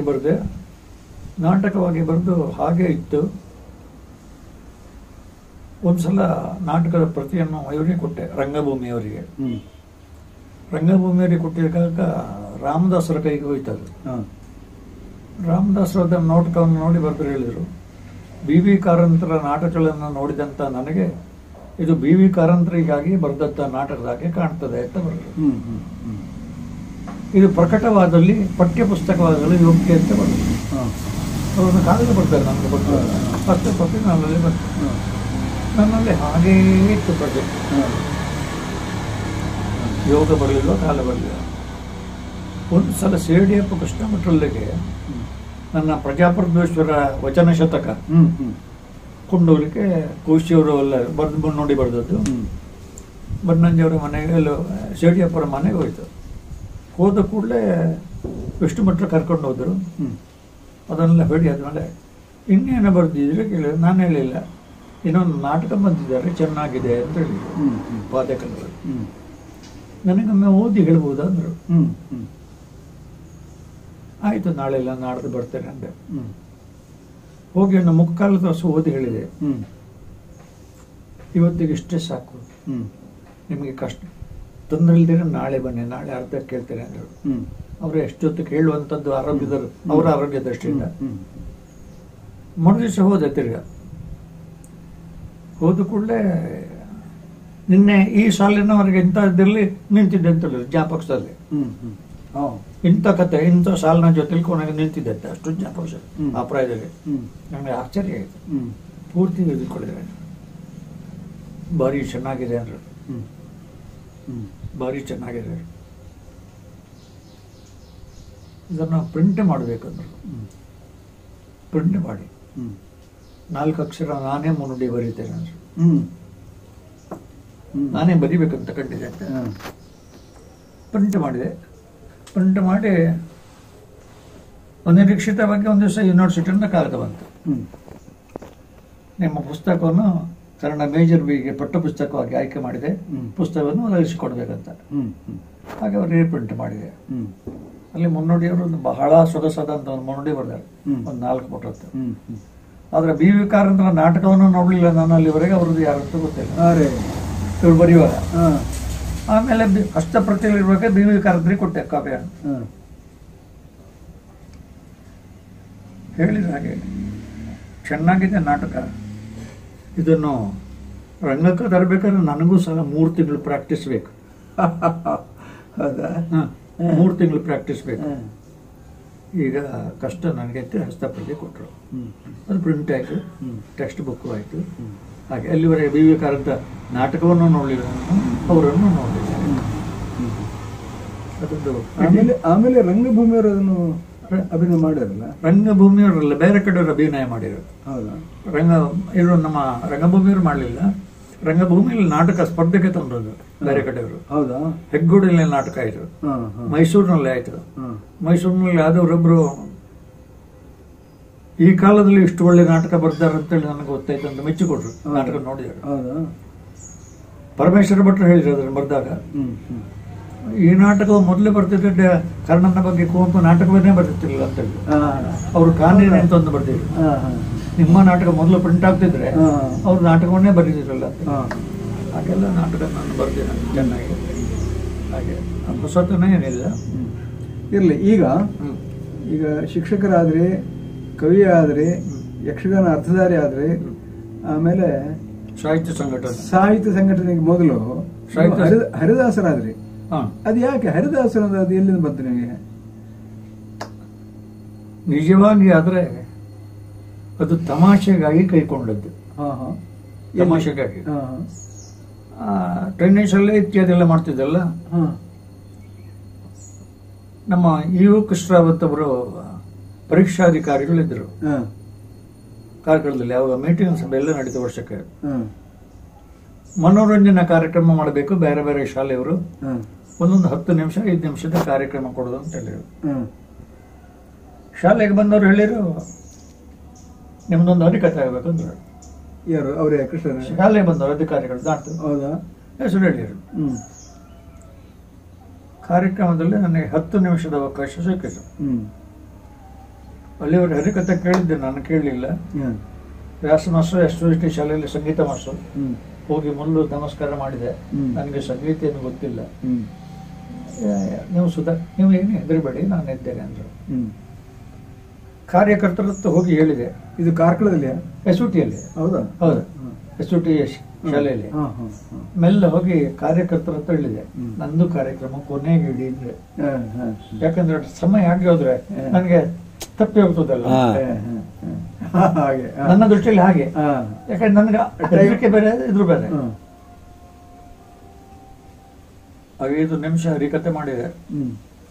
ನಿಮ್ಗೆ ಸಮಯ ಇಲ್ಲ, ಮುಂದುವರ್ಸಿದ್ರು. ಇದು ಕಷ್ಟ ಆಯ್ತು. ಅರ್ಧ ಗಂಟೆ ದಾಮಾಜಿ ಪಂತ ಹರಿಕತೆ ಮಾಡಿದ. ಹಾಗೆ ತಮಾಷೆಗೆ ಮಾಡಿದ್ದು, ಅದನ್ನು ಮಾಡಿದ್ದೆ. ಹಾಗೆ ಮಾಡಿದೆ. ಆಮೇಲೆ ಬೋವಿಯರ ಹರಿಕತೆಯನ್ನು ತುಂಬಾ ಕೇಳ್ತಾರೆ. ಬೋವಿ ಸಾಮಗ್ರದೆಲ್ಲ ಬೋವಿಯರು ಯಾವಾಗಲೂ ಹೇಳ್ತಿರೋ, ಇವತ್ತು ನೀವೊಂದು ಹರಿಕತೆ ಮಾಡಿದ್ರು ನನಗೆ ದಾಕ್ಷಿಣೆ ಆಗ್ತಿತ್ತು, ಮಾಡೋದಿಲ್ಲ ಅಂತ ಹೇಳಿ. ಆಮೇಲೆ ನಿಧಾನವಾಗಿ ಮಾಡಿದೆ ಅಲ್ಲಿ. ಹಾಗೆ ಮಾಡ್ತಿರುವಾಗ ಒಂದು ಕಡೆಯಲ್ಲಿ ಜೈನ ಕಥೆ ಮಾಡಬೇಕಾದ್ರು ಜೈನ ಕಥೆಗೆ ಬರಲಿಲ್ಲ. ನೀವೊಂದು ಜೈನ ಕಥೆ ಮಾಡಬೇಕಂತ ಆಯ್ತು. ನಮ್ಮ ಶಿಷ್ಯಭಾವರು ಇರ್ತಾರೆ. ಹಾಗೆ ಜೈನ ಕಥೆಯನ್ನು ಅಭ್ಯಾಸ ಮಾಡಿದೆ. ನನ್ನ ಹರಿಕತೆಯಲ್ಲಿ ಮೂಲಭೂತವಾದ ತೊಂದರೆ ಅಂತ ಹೇಳಿದ್ರೆ, ನನ್ನ ಹರಿಕತೆಗೂ ಆದರ್ಶ ಇವರೇ ಶ್ರೇಣಿ ಸಾಮಗ್ರಿ ಅವರು. ನನ್ನ ಪೀಠಿಗೆ ಹೆಚ್ಚಿಗೆ, ಆ ಕಥೆಯ ನಿರೂಪಣೆ ಕಡಿಮೆ. ಅದಕ್ಕೆ ಕಾರಣ ಅಂತ ಹೇಳಿದ್ರೆ ನನ್ನ ಸಂಗೀತದ ಕೊರತೆ.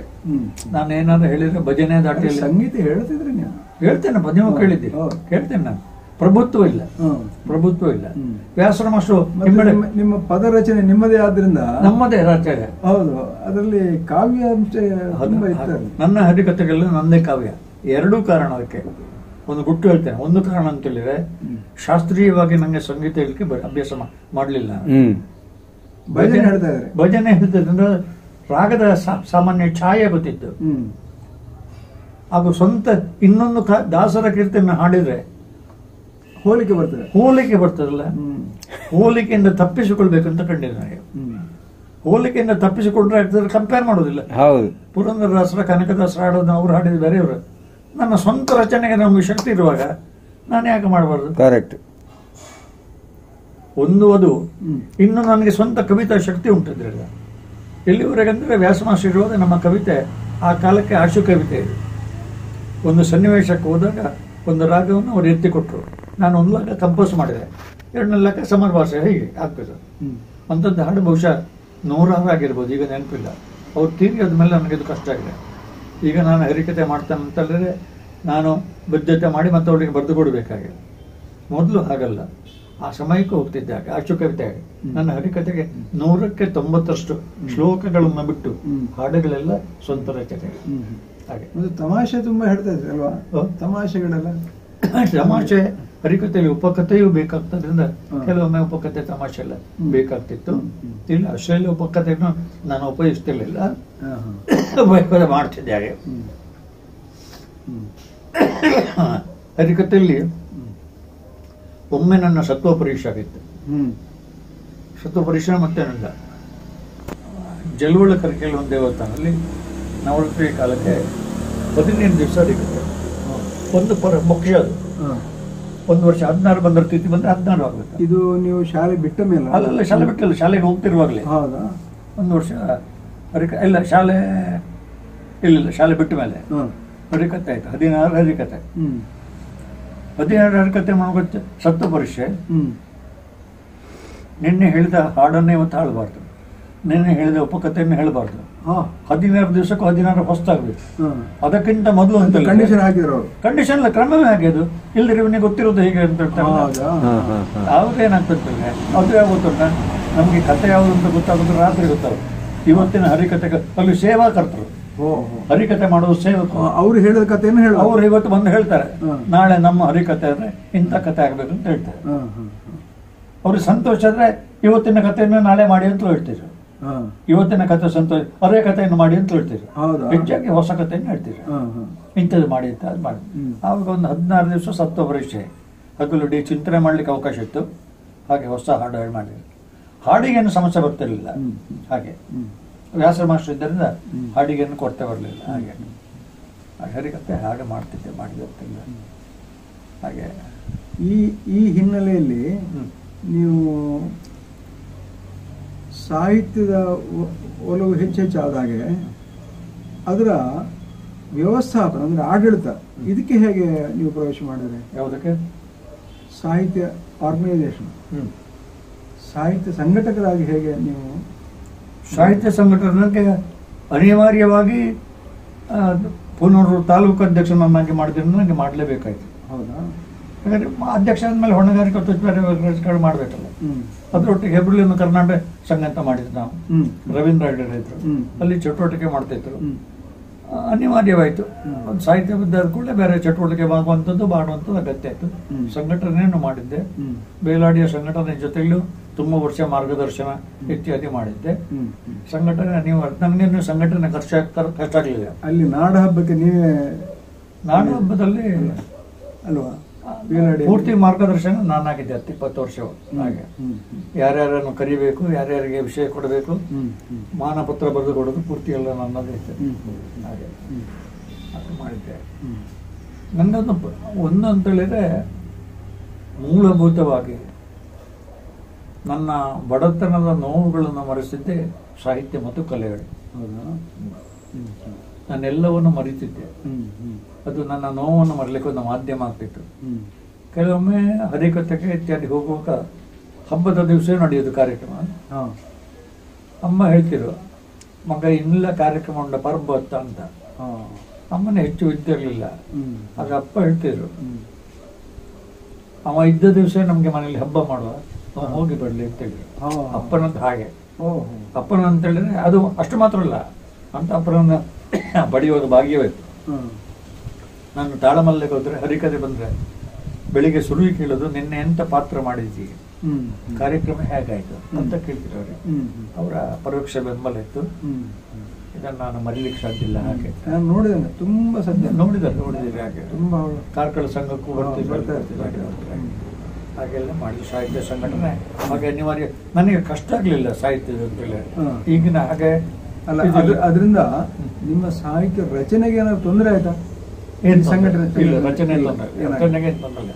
ರಚನೆ ಹೇಳಿದಲ್ಲ ಇವತ್ತಿಗೂ ಸಹ ನನಗೆ ಮೊನ್ನೆ ಹೊಳಿದೆ, ನೀವು ಹಾಡು ಕೇಳಿದ್ರೆ ಅದೇ ವೀಕ್ಷಕ ಹೊರಬೇಕಂತ ಕಡೆ ಒಂದೇ ಹೊರಗಿನ ಒತ್ತಡ ಬೇಕು, ಒಂದೇ ಒಳಗಿನ ಒತ್ತಡ ಬೇಕು. ಅದು ನನ್ನ ಒಂದು ದೌರ್ಬಲ್ಯ. ಹಾಗೆ ಯಾವುದರ ಒತ್ತಡ ಬೇಕು. ಹಾಗೆ ಈಗ ಹಾಗೆ ನೀವು ಹೇಳಿದಾಗ ಕಾವ್ಯ ಪೂರ್ತಿ ಆಗೋದಿಲ್ಲ ಅಂತ ಇದ್ದು ನಾಡ್ದೊಂದು 22ನೇ ತಾರೀಕಿನ ಒಂದು 10 ದಿವಸ ಹೋಗಿ ಬರಬೇಕು, ಮಗಳ ಮನೆಗೆ ಬರ್ತೇನೆ ಅಂತೇಳಿ. ಇಲ್ಲಿ ಶಿವಮೊಗ್ಗಕ್ಕೆ. ಮತ್ತೆ ಮನೆಯ ವಾತಾವರಣ ಅನುಕೂಲತೆ ಬೇಕು, ಬರೆಯುವವನಿಗೆ ನೆಮ್ಮದಿ ಬೇಕು, ಮನೆಯ ವಾತಾವರಣ ನೆಮ್ಮದಿ ಬೇಕು, ಅನುಕೂಲವಾಗಬೇಕು. ನಾನು ಹೇಳಿಕೊಳ್ಳುವಷ್ಟು ಮಾನಸಿಕವಾದಂತ ನೆಮ್ಮದಿ ಇಲ್ಲ. ಅದು ಎಲ್ಲರ ಮನೆಯಲ್ಲೂ ಇದ್ದದ್ದೇ. ಈಗ ಹೌದು, ಎಲ್ಲರ ಮನೆಯೂ ವೃದ್ಧಾಶ್ರಮ ಆಗಿದೆ. ಹಾಗೆ ಆವಾಗ ಏನಾಗ್ತಂತಂದ್ರೆ ನಮ್ಮ ಮನಸ್ಸಿನ ಏಕಾಗ್ರತೆಯನ್ನು ಒಂದೇ ಕಡೆಗೆ ನಿಲ್ಲಿಸ್ಲಿಕ್ಕೆ ಆಗೋದಿಲ್ಲ. ಅಂದ್ರೆ ಕೃಷಿ ಮೂಲವಾದಂತಹ ಕುಟುಂಬಗಳು ಸಂಖ್ಯೆ ಹೆಚ್ಚಾದಾಗ ಅವರು ಹೊಸ ಉದ್ಯೋಗವನ್ನು ಅರಸಿ ಹೋಗುವಾಗ ಅನಿವಾರ್ಯವಾಗಿ ಕವಲಾಗಿ ಹೋಗಲೇಬೇಕು. ನನ್ನ ಆಕ್ಷೇಪವೇ ಇಲ್ಲ, ಅನಿವಾರ್ಯ. ಮತ್ತೆ ಇದನ್ನೇ ನಂಬಿಕೊಂಡು ಬದುಕಲಿಕ್ಕೂ ಸಾಧ್ಯ ಇಲ್ಲ. ಈಗ ಇಲ್ಲಿ ಮಕ್ಕಳು ನಮ್ಮ ಹತ್ರ ಇಲ್ಲ ಅಂತೇಳಿ ನಾವು ಚಿಂತೆ ಮಾಡುವಂತದ್ದು ಕಾಲ ಅಲ್ಲ. ಯಾಕಂದ್ರೆ ನಾಳೆ ಅವರು ಅವರ ಸಂಸಾರ ನೋಡ್ಬೇಕಲ್ಲ. ಅದು ತಪ್ಪು ಅಂತಲ್ಲ, ಕಾಲದ ಜೊತೆಲಿ ನಾವು ಬದುಕಬೇಕು, ನಾವು ಅದಕ್ಕೆ ಹೊಂದಾಣಿಕೆ ಮಾಡ್ಕೊಳ್ಬೇಕು. ನೀವು ವೇದಿಕೆ ಹತ್ತಿ ಕನ್ನಡವನ್ನೇ ಕಳೀರಿ, ಬೇರೆ ಮಾತಾಡಬೇಡಿ ಅಂತ ಹೇಳ್ತೀವಿ ಅಂತ ಇಟ್ಕೊಳ್ಳಿ, ಅದು ನಾನು ಹೇಳ್ತೇನೆ. ಆದರೆ ವಸ್ತುಸ್ಥಿತಿ ಬೇರೆ ಇದೆ. ನೀವು ಇಂಗ್ಲೀಷ್ ಕಲಿತು ಹೊರದೇಶದ ಕಂಪನಿಗಳಲ್ಲಿ ಕೆಲಸ ಮಾಡದೇ ಇದ್ರೆ ನಿಮಗೆ ಸಂಪಾದನೆ ಇಲ್ಲ. ಸಂಪಾದನೆ ದೃಷ್ಟಿ ಮುಖ್ಯ ಆಗ್ತದೆ. ಹೌದು, ಇಲ್ಲಿಯ ಕಂಪನಿಗಳು ಕೊಡುದಿಲ್ಲ ಅಷ್ಟು. ಹಾಗೆ ಸಂಘಟ ನನಗೆ ಕಷ್ಟ ಆಗ್ಲಿಲ್ಲ, ಯಾಕಂತಂದ್ರೆ ಅಧ್ಯಾಪಕನಾದ್ರಿಂದ ಹೆಚ್ಚಿನವರಿಂದ ನನಗೆ ಪ್ರಯೋಜನ ಆಯ್ತು. ಹಾಗೆ ಆಮೇಲೆ ಸರ್, ನೀವು ಅಧ್ಯಾಪಕರಾಗಿದ್ದಾಗ 2 ಪತ್ರಿಕೆ ನಡೆಸ್ತಾ ಇದ್ರಲ್ಲ? ಅದು ಶಿಕ್ಷಕರ ಅನ್ಯಮಿತ ಶಿಕ್ಷಕರ ಮಾಸಪತ್ರಿಕೆ ಅಂತ ನಾನು ನಡೆಸ್ತಿದ್ದೆ. ಅದು ಮತ್ತೆ ಬಿದ್ದು ಹೋಯ್ತು. ಮೊದಲು ಶಿಕ್ಷಕ ವಾಣಿ ಅಂತ ಇತ್ತು, ಆಮೇಲೆ ಶಿಕ್ಷಣ ರಂಗ ಅಂತ ಬಂತು. ಸಂಘ ವಿಭಜನೆ ಆಯಿತು. ವಿಭಜನೆ ಆದ ಕೂಡಲೇ ಒಂದು ಶಿಕ್ಷಕ ವಾಣಿ ಇದ್ದದ್ದು ಶಿಕ್ಷಣ ರಂಗ ಅಂತ ಆಯಿತು. ಎರಡರಲ್ಲಿ ಸಂಪಾದಕನಾಗಿದ್ದೆ. ಆದ್ಮೇಲೆ ಹೋಯ್ತು. ಆಮೇಲೆ ಹೆಬ್ಬೇರಿ ಅಂತ ಒಂದು ಮಾಡಿದೆ. ಹೆಬ್ಬೇರಿ ಅಂತ ಒಂದು ಪತ್ರಿಕೆ ಮಾಡ್ತೇವೆ. ಹೆಬ್ಬೇರಿ ಅಂದ್ರೆ ನಮ್ಮ ಸ್ನೇಹಿತರಿಗೆ. ಅದು ನಾನು ಅವರಿಗೆ ಹೇಳಿದ್ದೆ, ರಾಜೀವ್ ಶೆಟ್ಟರ್ ಅಂತ. ಪತ್ರಿಕೆ ಮಾಡಬೇಕಾದ್ರೆ ಸಣ್ಣ ಪತ್ರಿಕೆ ಸುಲಭ ಇಲ್ಲ. 1-2 ವರ್ಷ ಆದರೂ ನಾವು ನಷ್ಟವನ್ನು ಹಾಕಿಕೊಳ್ಳಲಿಕ್ಕೆ ಸಾಧ್ಯತೆ ಇದ್ದರೆ ಮಾತ್ರ ಮಾಡಬೇಕು. ಜಾಹೀರಾತೆ ಬೇಕಾದ್ರೆ ಏನಿಲ್ಲದೆ ಒಂದು 10 ತಿಂಗಳಾಯ್ತು. ಅನಿರೀಕ್ಷಿತ ಬೊಂಬೈಗೆ ಹೋಗಿ ಬರುವಾಗಲೇ ಪತ್ರಿಕೆ ನಿಲ್ಲಿಸ್ಬಿಟ್ರು. ಸಣ್ಣ ಪತ್ರಿಕೆ ಹೊರಸೋದಷ್ಟು ಸುಲಭ ಇಲ್ಲ. ಚೆನ್ನಾಗಿ ಬರ್ತಿತ್ತದ, ಸ್ವಲ್ಪ ವಿದ್ಯಾವಂತ ಜನ ಮೆಚ್ಚಿದ್ರು. ಹಾಗೆ ಪುಸ್ತಕ ವಿಮರ್ಶೆ ಮಾಡ್ತಿದ್ದೆ, ಅದರಲ್ಲಿ ಸಂಪಾದಕೀಯವಾಗಿ ಮೆಚ್ಚಿದ್ರು ಹೆಸರಿಗೆ. ಹಾಗೆ ನನ್ನಿಂದ ಒಂದು ಅಂಕಣ ಬರೆಸಿರೋರು, ನನ್ನಿಂದ ನೀವು ಒಂದು ಅಂಕಣ ಬರೆಸಿದ್ದೀರಿ ಅಂತ ಅದರಲ್ಲಿ ಬರ್ಸಿದ್ದೇನೆ.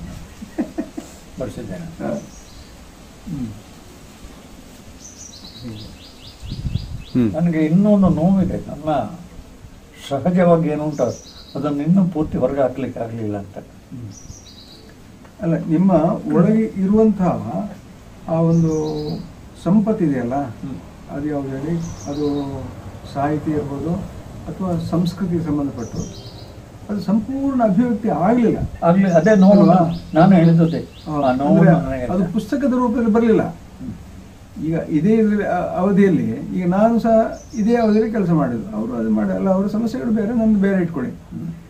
ಅಲ್ಲ, ಪುಸ್ತಕದ ರೂಪದಲ್ಲಿ ಬರಲಿಲ್ಲ ಅಂದ್ರೆ ಈಗ ಕೆಲವು ಪುಸ್ತಕ ಬಂದಿದೆಯಲ್ಲ, ನಾಟಕಗಳೆಲ್ಲ ಸಾಲದು ಅಂತ. ಅವರ ಸೀನಿಯಾರಿಟಿ ಸರಿಯಾಗಿ, ನನ್ನ ಸೀನಿಯಾರಿಟಿ ಸರಿಯಾಗಿ ಸಾಲದು. ಅದು ಸಾಲದು, ಆ ಸಂಖ್ಯೆ ಅಷ್ಟೆಲ್ಲ ಆಗ್ಬೇಕಾಗ್ತದೆ. ಮತ್ತೊಂದು ಏನಾಯ್ತಂದ್ರೆ, ಈಗ ಅವರು ಹರಿಕತೆಯಲ್ಲಿ ಹೇಳಿ ಇದೇನಂದ್ರೆ ಬಹುಪಾಲು ಇವರಿಗಾಗಿ ಶೇಣಿಯವರಿಗೂ ಹಾಗೆ ಆದ್ದು. ಶೇಣಿಯವ್ರದ್ದೆಂತ ಔಟ್ಪುಟ್ ಏನುಂಟು, ಒಂದು ಅವರು ಯಕ್ಷಗಾನ ಮತ್ತು ನಾನು ಅಂತ ಒಂದು ಅಲ್ಲದೆ. ಹೌದು. ಮತ್ತೆ ಏನಾಯ್ತಂದ್ರೆ, ಸ್ವಾಭಾವಿಕವಾಗಿ ನಮ್ಮ ಕ್ಷೇತ್ರ ಅನೇಕ ಮುಖವಾಗಿ, ಹೌದು, ಬಹುಮುಖ ಆದ್ರೆ ಇದೊಂದು ಸಮಸ್ಯೆ ಆಗ್ತದೆ. ಒಂದು ಕಡೆಯಲ್ಲಿ ಧಾರ್ಮಿಕ ಉಪನ್ಯಾಸ, ಇನ್ನೊಂದು ಕಡೆಯಲ್ಲಿ ಹರಿಕತೆ, ಇನ್ನೊಂದು ಕಡೆಯಲ್ಲಿ ಯಕ್ಷಗಾನ, ಇನ್ನೊಂದು ಕಡೆಯಲ್ಲಿ ಸಾಹಿತ್ಯ, ಒಂದು ಕೇಂದ್ರೀಕರಿಸಲಿಕ್ಕೆ ಆಗಲಿಲ್ಲ. ಹೌದು, ಹಾಗಾದ್ರೆ ನಾವು ಪ್ರಿಯಾರಿಟೈಸ್ ಸಾಹಿತ್ಯವನ್ನು ಕೇಂದ್ರೀಕೃತ ಮಾಡ್ಕೊಳ್ಬೇಕು. ಹಾಗೆ ಅಲ್ವಾ ಸರ್? ಅದು ಮಾತ್ರ ಅಲ್ಲ, ಅವರು ಏನ್ ಮಾಡಿದ್ರೆ ಈ ಹೇಳಿಯೇ ಕಳ್ಕೊಂಡ್ರು. ಸಭೆಯಲ್ಲಿ ಅದು ಮಾತಾಡಿ ಹೋಯ್ತಲ್ಲ. ಹೌದು, ರೆಕಾರ್ಡ್ ಆಗ್ಲಿಲ್ಲ. ಕರೆಕ್ಟ್, ಪ್ರತಿಭೆ ಎಲ್ಲ ಮಾತಾಡಿ ಹೋಯ್ತು. ಮತ್ತೆ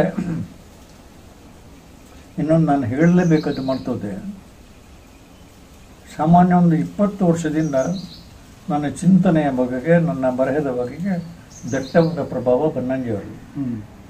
ನಾನು ಹೇಳಲೇಬೇಕು, ಹೇಳಿದ್ರೆ ನಾನು ದ್ರೋಹಿ ಆಗ್ತೇನೆ. ನನ್ನೊಂದು ಹೆಸರಿಲ್ಲದವನ ಹೆಸರು ವಿಷ್ಣು ಸಹಸ್ರನಾಮದ ಬಗ್ಗೆ ಒಂದು ಹಾಡುಗಳು ಬಂತು. ಅದರಿಂದ ನಾನು ಅವರು ಒಂದು 8-10 ವರ್ಷ, ಪ್ರತಿ ವರ್ಷ ಒಂದು 10 ದಿವಸ 1 ವಾರ ಅವರೊಟ್ಟಿಗೆ ಇರಬೇಕಾದಂಥ ಅವಕಾಶ ಇರ್ತದೆ.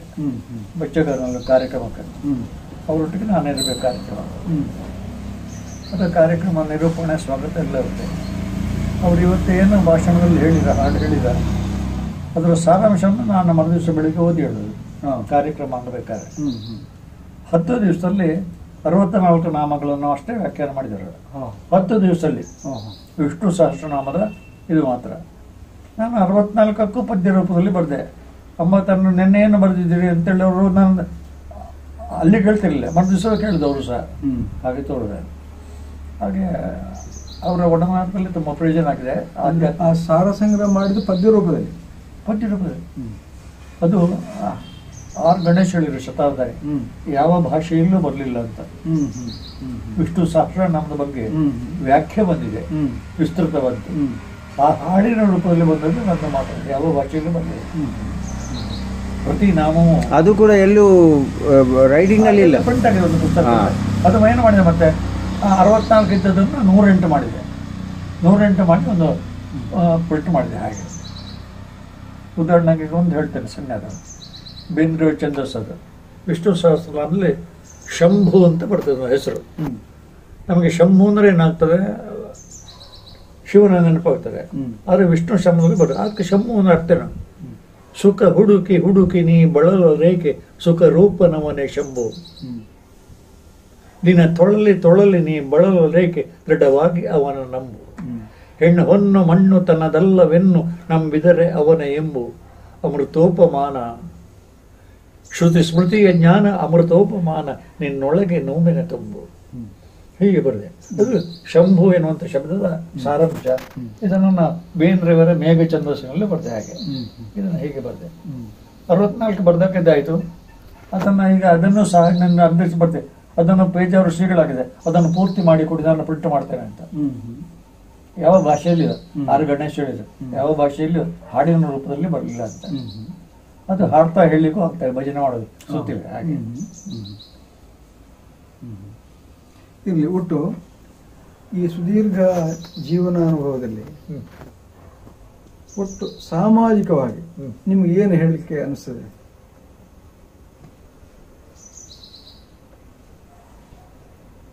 ಸಾಮಾಜಿಕವಾಗಿ ನಾವು ಕೃತಕವಾದ ಸಮಾಜದಲ್ಲಿ ಬದುಕುತ್ತಾ ಇದ್ದೇವೆ. ಆತ್ಮೀಯವಾದಂಥ ಪ್ರೀತಿಯಿಂದ ದೂರವಾಗಿದ್ದೇವೆ. ಎಲ್ಲರೂ ಮುಖವಾಡದ ಬದುಕಿನಲ್ಲಿ ನಾವು ಬದುಕುತ್ತಾ ಇದ್ದೇವೆ. ಎಲ್ಲರ ಮುಖವಾಡ, ಎಲ್ಲರೆದುರು ಎಲ್ಲರ ಮುಖವಾಡ. ಹಿಂದೆ ಅದಿರಲಿಲ್ಲ, ತೆರೆದ ಹೃದಯದಿಂದ ಮಾತಾಡುವಂಥದ್ದಿತ್ತು. ಇವತ್ತು ಪ್ರಯೋಜನ ಇದ್ರೆ ಮಾತ್ರ ನಾವು ಒಬ್ಬರ ಹತ್ರ ಮಾತಾಡ್ತೇವೆ, ಎಲ್ಲರೂ ಮಾತಾಡ್ತಿಲ್ಲ. ಮಾತಾಡ್ಲಿಕ್ಕೆ ಹೋಗಾಗಲೂ ನಾವು ಯೋಚನೆ ಮಾಡ್ತೇವೆ ಅವ ನಮ್ಮನ್ನು ಹೊಗಳಬೇಕು ಅಂತ. ಇಲ್ಲದ್ರೆ ನಾನೇ ಹೊಗಳಿಕೊಳ್ಳೋದುಂಟು ಅವನ ಮಧ್ಯೆ. ನಾನು ಹಾಗೆ ಮಾಡಿದ್ದೆ ನಂಬೇಡ, ನಾನು ಹೀಗೆ ಮಾಡಿದ್ದೆ ಅಂತ. ಇವತ್ತು ವಾಸ್ತವಿಕವಾಗಿ ಸಮಾಜದಲ್ಲಿ 100ಕ್ಕೆ 75ರಷ್ಟು ಮುಖವಾಡದ ಬದುಕೆ.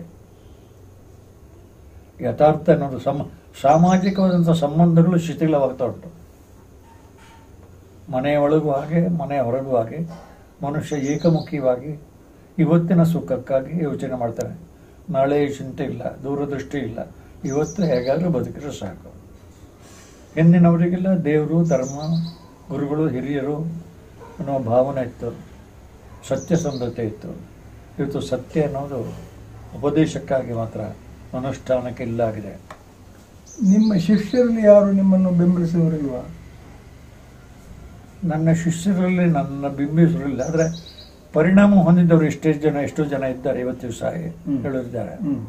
ಹಾಗೆ ಕೇಳಿದರೆ ನನ್ನ ಪರಿಣಾಮ ನನ್ನ ಮಕ್ಕಳ ಮೇಲೆ ಆದಷ್ಟು ಇನ್ನೊಬ್ಬರ ಮೇಲೆ ಆಗಲಿಲ್ಲ. ನನ್ನ ಒಂದು 2-3 ಜನ ಮಕ್ಕಳಿದ್ದಾರೆ. ಅವರು ಚೆನ್ನಾಗಿ ಪಾಠ ಮಾಡ್ತಾರೆ, ಚೆನ್ನಾಗಿ ಭಾಷಣ ಮಾಡ್ತಾರೆ. ಹೋದಾಗ ಹೇಳ್ತಾರೆ ಅವರಿಗೆ, ಅವ್ರ ಹತ್ರ ಹೇಳ್ತಾರೆ, ನಿಮ್ಮ ತಂದೆ ಹೆಸರು ಚೆನ್ನಾಗಿ ಉಳಿಸಿದ್ದೀರಿ ಅಂತ ಹಾಗೆ ಅದೊಂದು ತೃಪ್ತಿ ಇದೆ ಹಾಗೆ. ಹಾಗೆ ಇವತ್ತಿನ ಬದುಕಲ್ಲಿ ನಮ್ಮೆಲ್ಲ ನಾನು ಹೇಳಿದರೆ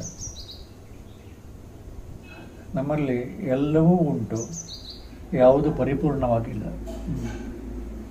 ಹಿಂದೆ ಆಳವಾದ ಜ್ಞಾನ ಉಂಟು, ಇವತ್ತು ವಿಸ್ತಾರವಾದ್ದುಂಟು.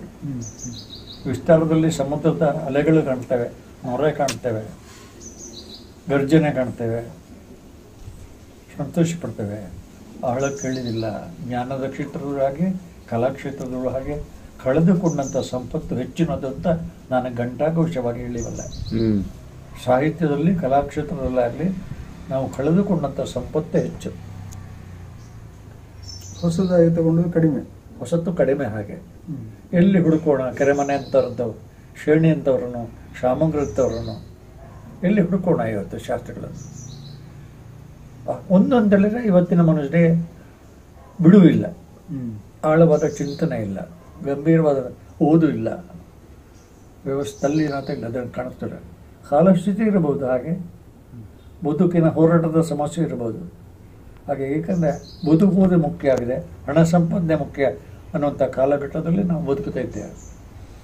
ಈಗ ನೀವು ಹೇಳಿದಾಗೆ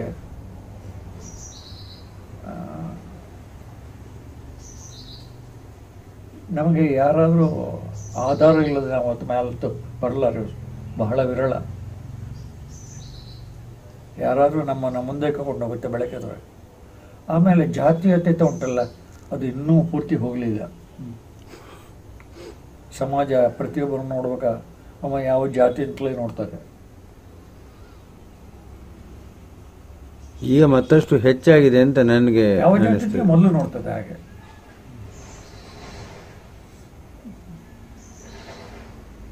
ಅಲ್ಲ, ಅದ್ರಲ್ಲಿ ಏನು ಪ್ರಯೋಜನ? ನನಗೇನು ಪ್ರಯೋಜನ ಕಾಣಲಿಲ್ಲ. ಅಲ್ಲ, ಪ್ರಯೋಜನ ಏನು ಕಾಣಲಿಲ್ಲ. ಈಗ ನೋಡಿ, ಜಾತಿ ಆಯ್ತು, ಏನು ಈಗ ನೀವು ಹೇಳುವಂತ ಮಾತಿನ ಒಂದು ಉಕ್ತಿ ಚಾತುರ್ಯವನ್ನು ಎಂಜಾಯ್ ಮಾಡಿ ಬರ್ತದ ನಿಮ್ಮ ಜಾತಿಯಲ್ಲಿ ಎಷ್ಟು ಜನಕ್ಕೆ ಸಾಧ್ಯ ಇದೆ? ಆಗೋದಿಲ್ಲ. ಇಲ್ಲ, ಹೇಳಿದ ಅರ್ಥ ಆಗುದಿಲ್ಲ. ಎಲ್ಲ ಬಿಟ್ಟು ಸಂವಾದ ಮಾಡಲಿಕ್ಕೆ ಜನ ಸಿಕ್ಕುದಿಲ್ಲ. ಇಲ್ಲವೇ ಸಿಗಲ್ಲ. ಪ್ರೀತಿಯಲ್ಲಿ ನಾಲ್ಕು ಮಾತಾಡ್ಲಿ ಜನ ಸಿಕ್ಕುದಿಲ್ಲ. ಜಾತಿ ಎಲ್ಲ ಇದೆ, ಜಾತಿ ಸಂಘ ಇದೆ, ಎಲ್ಲ ಇದೆ. ಪರಸ್ಪರ ಮಾತು ಹಂಚಿಕೊಳ್ಳಿಕ್ಕೆ ಜನ ಸಿಕ್ಕುದಿಲ್ಲ. ನನಗೆ ಒಬ್ರು ಕಾರ್ಕಳದಿಂದ ಫೋನ್ ಮಾಡ್ತಾರೆ, ಅಷ್ಟು ಅವರ ಸ್ವಜನ, ಅವ್ರ ಕೊಂಕಣಿಗಳು. ಅವರು ನನಗೆ ಫೋನ್ ಮಾಡ್ತಾರೆ, ನಾನು ಅವರ ಬಾಲ್ಯ ಸ್ನೇಹಿತ, ಹಾಗಾಗಿ ನನಗೆ ಫೋನ್ ಮಾಡ್ತಾರೆ. ಏನೋ ಮಾತಾಡಿದ್ರೆ ಸ್ವಲ್ಪ ಹೊತ್ತು ಅಲ್ಲ, ತಮಾಷೆ ಇಲ್ಲ. ಆ ಚಿಂತನೆಗೆ ಜನ ಸಿಕ್ಕೋದಿಲ್ಲ ಅಂತ ಚಿಂತೆ. ಆದರೆ ವಿಶಾಲ ಮನೋತಿಗಳು ಇಲ್ಲ ಅಂತ ಹೇಳೋದಿಲ್ಲ. ಆಳವಾದಂಥ ವಿಚಾರ, ವಿಶಾಲ ದೃಷ್ಟಿಯಲ್ಲೂ ಇದ್ದಾರೆ. ಒಳ್ಳೆಯವರು ಇಲ್ಲ ಅಂತಿಲ್ಲ. ಆ ವಿದ್ಯೆಯನ್ನೇ ಗುರುತಿಸಿ ಗೌರವಿಸುವಂಥ ವ್ಯಕ್ತಿಗಳು ಇದ್ದಾರೆ. ಹಾಗೆ ಅಂಥವ್ರ ಸಂಖ್ಯೆ ಕಡಿಮೆ ಉಂಟು. ಹಾಗೆ ಏನು ಕೇಳಬೇಕನ್ಸುತ್ತೆ? ಆದರೆ ಇನ್ನು ಸ್ವಲ್ಪ ದಿವಸದಲ್ಲಿ ಜಾತ್ಯತೆ ದೂರ ಆಗ್ತಾನೆ ಅನ್ನೋದು ಖಂಡಿತ. ಹಾಗೆ ಹೇಗೆ? ಅಲ್ಲ, ಈ ಜಾತೀಯತೆ ದೂರ ಅಂತಲ್ಲಿ ಇದನ್ನ ಯಾರು ಕೇಳೋದಿಲ್ಲ. ಜಾತಿಯನ್ನ ಕೇಳುವಂತ ಸ್ಥಿತಿಯಲ್ಲಿ ಈಗ ಇಲ್ಲ, ಇದ್ರೂ ಸಹ ಇತ್ತೀಚೆಗೆ ಕಡಿಮೆ ಆಗ್ತದೆ. ಅಲ್ಲಲ್ಲ, ಈಗ ಈ ವ್ಯಾವಹಾರಿಕ ಪ್ರಪಂಚದಲ್ಲಿ ಜಾತಿ ಯಾವುದು ಅಂತ ಕೇಳದೇ ಇದ್ರು ಅವರಿಗೆ ಸ್ವಾರ್ಥವೇ ಮುಖ್ಯ. ಆದ್ರೆ ಮತ್ತೆ ಪುನಃ ಹೌದೌದು, ಸ್ವಾರ್ಥ ಮುಖ್ಯ, ಆದ್ರಿಂದ ಜಾತಿಯನ್ನು ಕೇಳುವುದಿಲ್ಲ. ಆದ್ರೆ ಮತ್ತೆ ಪುನಃ ನಾವು ಯಾವುದೋ ಒಂದು ಆಚರಣೆಗೆ ಅದಕ್ಕೆ ಪುನಃ ನಾವು ಅದನ್ನೇ ಮುಖ್ಯವಾಗಿ ಇಟ್ಟುಕೊಳ್ತೇವಲ್ಲ. ಹೌದು. ಇನ್ನೊಂದು, ಈ ಜಾತಿ ಸಂಘಗಳು ಆ ಹೆಸರಿನಲ್ಲಿ ಪುನಃ ಯಾಕೆ ಸಂಘಗಳು? ನಾವೆಲ್ಲ ಒಂದೇ, ನಮ್ಮ ವ್ಯವಹಾರಕ್ಕೆ. ಈಗಿನ ಕಾಲದಲ್ಲಿ ನಾವು ಜಾತಿಯ ಸಂಘಟನೆ ಮಾಡಿಕೊಳ್ಳದಿದ್ರೆ ಬದುಕಲಿಕ್ಕೆ ಸಾಧ್ಯ ಇಲ್ಲ ಅನ್ನುವಷ್ಟು ರಾಜಕಾರಣಿಗಳು ಸಮಾಜವನ್ನು ಹಾಳು ಮಾಡಿದ್ದಾರೆ. ಅದೇ ಅಂದ್ರೆ ಈ ಜಾತೀಯತೆಯನ್ನು ನಾವು ಹೋಗಲಾಡಿಸ್ಲಿಕ್ಕೆ ಆಗುದಿಲ್ಲ ಅಂತ. ಸಾಧ್ಯ ಇಲ್ಲ ಕಂತಲ್ಲಿ ರಾಜಕಾರಣಿಗಳಿಗೆ ಕಷ್ಟ, 100ಕ್ಕೆ 100. ಇನ್ನೊಂದು ವ್ಯವಹಾರದಲ್ಲಿ ನನ್ನ ದೃಷ್ಟಿಯಲ್ಲಿ ಹೌದಲ್ಲ, ಹಾಗೆ ನನ್ನ ದೃಷ್ಟಿಯಲ್ಲಿ ಜಾತೀಯತೆಗೆ, ಇವತ್ತಿನ ಸಾಮಾಜಿಕ ಕ್ಷೋಭೆಗಳಿಗೆ ರಾಜಕಾರಣಿಗಳ ಹಿನ್ನೆಲೆ ಉಂಟಾಗೆ. ಗ್ರಾಮೀಣ ಸ್ವಾಸ್ಥ್ಯ ಕೆಡುವುದಕ್ಕೆ ಕಾಲರ ಬೇಕಿಲ್ಲ, ರಾಜಕಾರಣಿಯೇ ಸಾಕು. ಗ್ರಾಮೀಣ ಸ್ವಾಸ್ಥ್ಯ ಕೆಡುವುದಕ್ಕೆ ಬರಗಾಲ ಬೇಕಿಲ್ಲ, ಚುನಾವಣೆಯೇ ಸಾಕು. ನನ್ನ ವಚನ, ಪ್ರಜಾಪ್ರಭುತ್ವ ವಚನ. 5 ವರ್ಷಕ್ಕೊಮ್ಮೆ ಈ ಎರಡನ್ನೂ ತಂದು ಇಲ್ಲಿಂದ 5 ಉದಯ ಸಾಕಿನಲ್ಲಿ ಗಾಂಧಾರಿ ಗರ್ಭಸ್ರಾವದ ಉಳಿಡುವ ಸಂತಾನದ ಬಾಣಂತಿತನ ಮಾಡಬೇಕಾಯ್ತೇ. ಕರಕಷ್ಟ ಪ್ರಭಯ ಬೋಧೆ. ನಮ್ಮ ರಾಜಕಾರಣಿಗಳು ಉಂಟಲ್ಲ, ಇಡೀ ಸಮಾಜದ ಸ್ವಾಸ್ಥ್ಯ ಕಳಲಿಕ್ಕೆ ಅವರೇ ಕಾರಣ. ಇಷ್ಟು ಹೊತ್ತು ನಿಮ್ಮನ್ನು ತೋರಿಸಿಕೊಂಡು ನಿಮ್ಮ ಕೆಲವು ಅಭಿಪ್ರಾಯಗಳನ್ನು ನಾವು ಕೇಳಿದೆವು. ಇದು ನಿಜವಾಗಿ ಕಟೀಲು ಸಿಟ್ಲ ರಂಗನಾಥ ರಾವ್, ಕಟೀಲು ಸಿಟ್ಲ ರಂಗನಾಥ ರಾವ್ ಅವರಿಗೋಸ್ಕರ, ಅವರ ಪ್ರತಿಷ್ಠಾನಕ್ಕೋಸ್ಕರ ಅವರು ಮಾಡುವಂತಹ ಈ ದಾಖಲೀಕರಣದಲ್ಲಿ ನಿಮ್ಮನ್ನು ಅಳವಡಿಸಿ ನಿಮ್ಮ ಅಭಿಪ್ರಾಯವನ್ನು ಅವರು ದಾಖಲೆ ಮಾಡಿದ್ದಾರೆ. ಗೊತ್ತಾಯ್ತು, ನಾನು ಅವರನ್ನು ಮುಖತಃ ಕಾಣ್ತಿರ್ಬೋದು ಇವತ್ತು. ಆದರೆ ನಿಮ್ಮ ಪುಸ್ತಕದ ರಂಗ ವಿಚಿಕಿತ್ಸೆ ನೋಡಿದಾಗಲೇ ನಾನು ಅವ್ರ ಬಗ್ಗೆ ಅವ್ರು ಬರಬೇಕಾದ್ರೆ ಮೊದಲು ಹೇಳಿದೆ, ಈ ಎಳೆಯ ಪ್ರಾಯದಲ್ಲಿ ಇಂಥವ್ರು ಸಿಗುವುದು ಕಷ್ಟ. ಅವರಿಗೆ ಯಕ್ಷಗಾನದ ಪರಂಪರೆಯ ಕಾಳಜಿ ಇದೆ. ಅವರು ಪರಂಪರೆಯನ್ನು ನೋಡದಿದ್ರೂ ಸಹ ಇನ್ನೊಬ್ಬರು ಕೇಳೋರ ಮಾತುಗಳಲ್ಲಿ ಕಾಳಜಿ ಇದೆ. ಅವರ ಪುಸ್ತಕದಲ್ಲಿ ಇನ್ನೂ 2-3 ಜನ ಬರೆಹಗಾರರಿದೆ. ನನಗೆ ಸಂತೋಷ, ನೀವು ನಿರ್ಬಿಡೆಯಿಂದ ಹೇಳುತ್ತಿರುವ ಹಾಗೆ ಇದು ಸತ್ಯ ಅಂತ ಗುರುತಿಸಿಕೊಂಡು ಪ್ರಕಟ ಮಾಡ್ತಿದ್ದಲ್ಲ, ಅದಕ್ಕೆ ನಾನು ಅವರನ್ನು ಮೆಚ್ಚುತ್ತಿದ್ದೆ. ಅಂತಃಪೂರ್ಣವಾಗಿ ನನಗೆ ಹೊಗಳಬೇಕಾಗಿ ಏನಾಗಿಲ್ಲ. ನಾನು ಅವರೇ ಬಹುಶಃ ಇವತ್ತು ಸಂದರ್ಶಕ ಕರಿತಾರೆ, ನಾನು ಖಂಡಿತ 100ಕ್ಕೆ 100 ಹೋಗ್ತಿರ್ಲಿಲ್ಲ. ಯಾಕಂತೇಳಿ ಅವ್ರು ಯಾರಂತ ನನಗೆ ಗೊತ್ತಿಲ್ಲ, ನಾನು ಯಾರಂತ ಅವ್ರಿಗೆ ಗೊತ್ತಿಲ್ಲ. ನೀವು ಬನ್ನಿ ಅಂತೇಳಿದ್ರೆ ನಿಮ್ಮ ದೃಷ್ಟಿಕೋನವನ್ನು ಗುರುತಿಸ್ಕೊಂಡಿದ್ರೆ ಹಾಗೆ ಗೊತ್ತಾಯ್ತು ಇವರು ದುಡ್ಡು ಮಾಡಲಿಕ್ಕೆ ಮಾಡೋದಲ್ಲ, ಯಾವುದೋ ಕಾಳಜಿಲಿ ಮಾಡ್ತಾರೆ ಕಾರಣಕ್ಕೆ ನಾನು ಒಪ್ಪಿಕೊಂಡಿದ್ದೇನೆ. ನನ್ನ ಹಾರೈಕೆ ಅಷ್ಟೇ, ಇಂಥವ್ರ ಸಂತಾನ ಹೆಚ್ಚಬೇಕು, ಅವರ ದುಡಿಮೆ ಹೆಚ್ಚಬೇಕು, ಲಾಭದ ದೃಷ್ಟಿಯಿಂದಲ್ಲ, ಕಲೆಯ ಮೇಲಿನ ಪ್ರೀತಿಯ ದೃಷ್ಟಿಯನ್ನು ಮಾತಲ್ಲ. ಇದನ್ನು ಹೃತ್ಪೂರ್ವಕ ಪ್ರಯಾಣ ಮೆಚ್ಚಿಕೊಂಡು ಇಷ್ಟನ್ನು ಮಾತ್ರ ಹೇಳಬಲ್ಲ. ನಮಸ್ತೆ ಸರ್. ನಮಸ್ಕಾರ. ನಮಸ್ಕಾರ.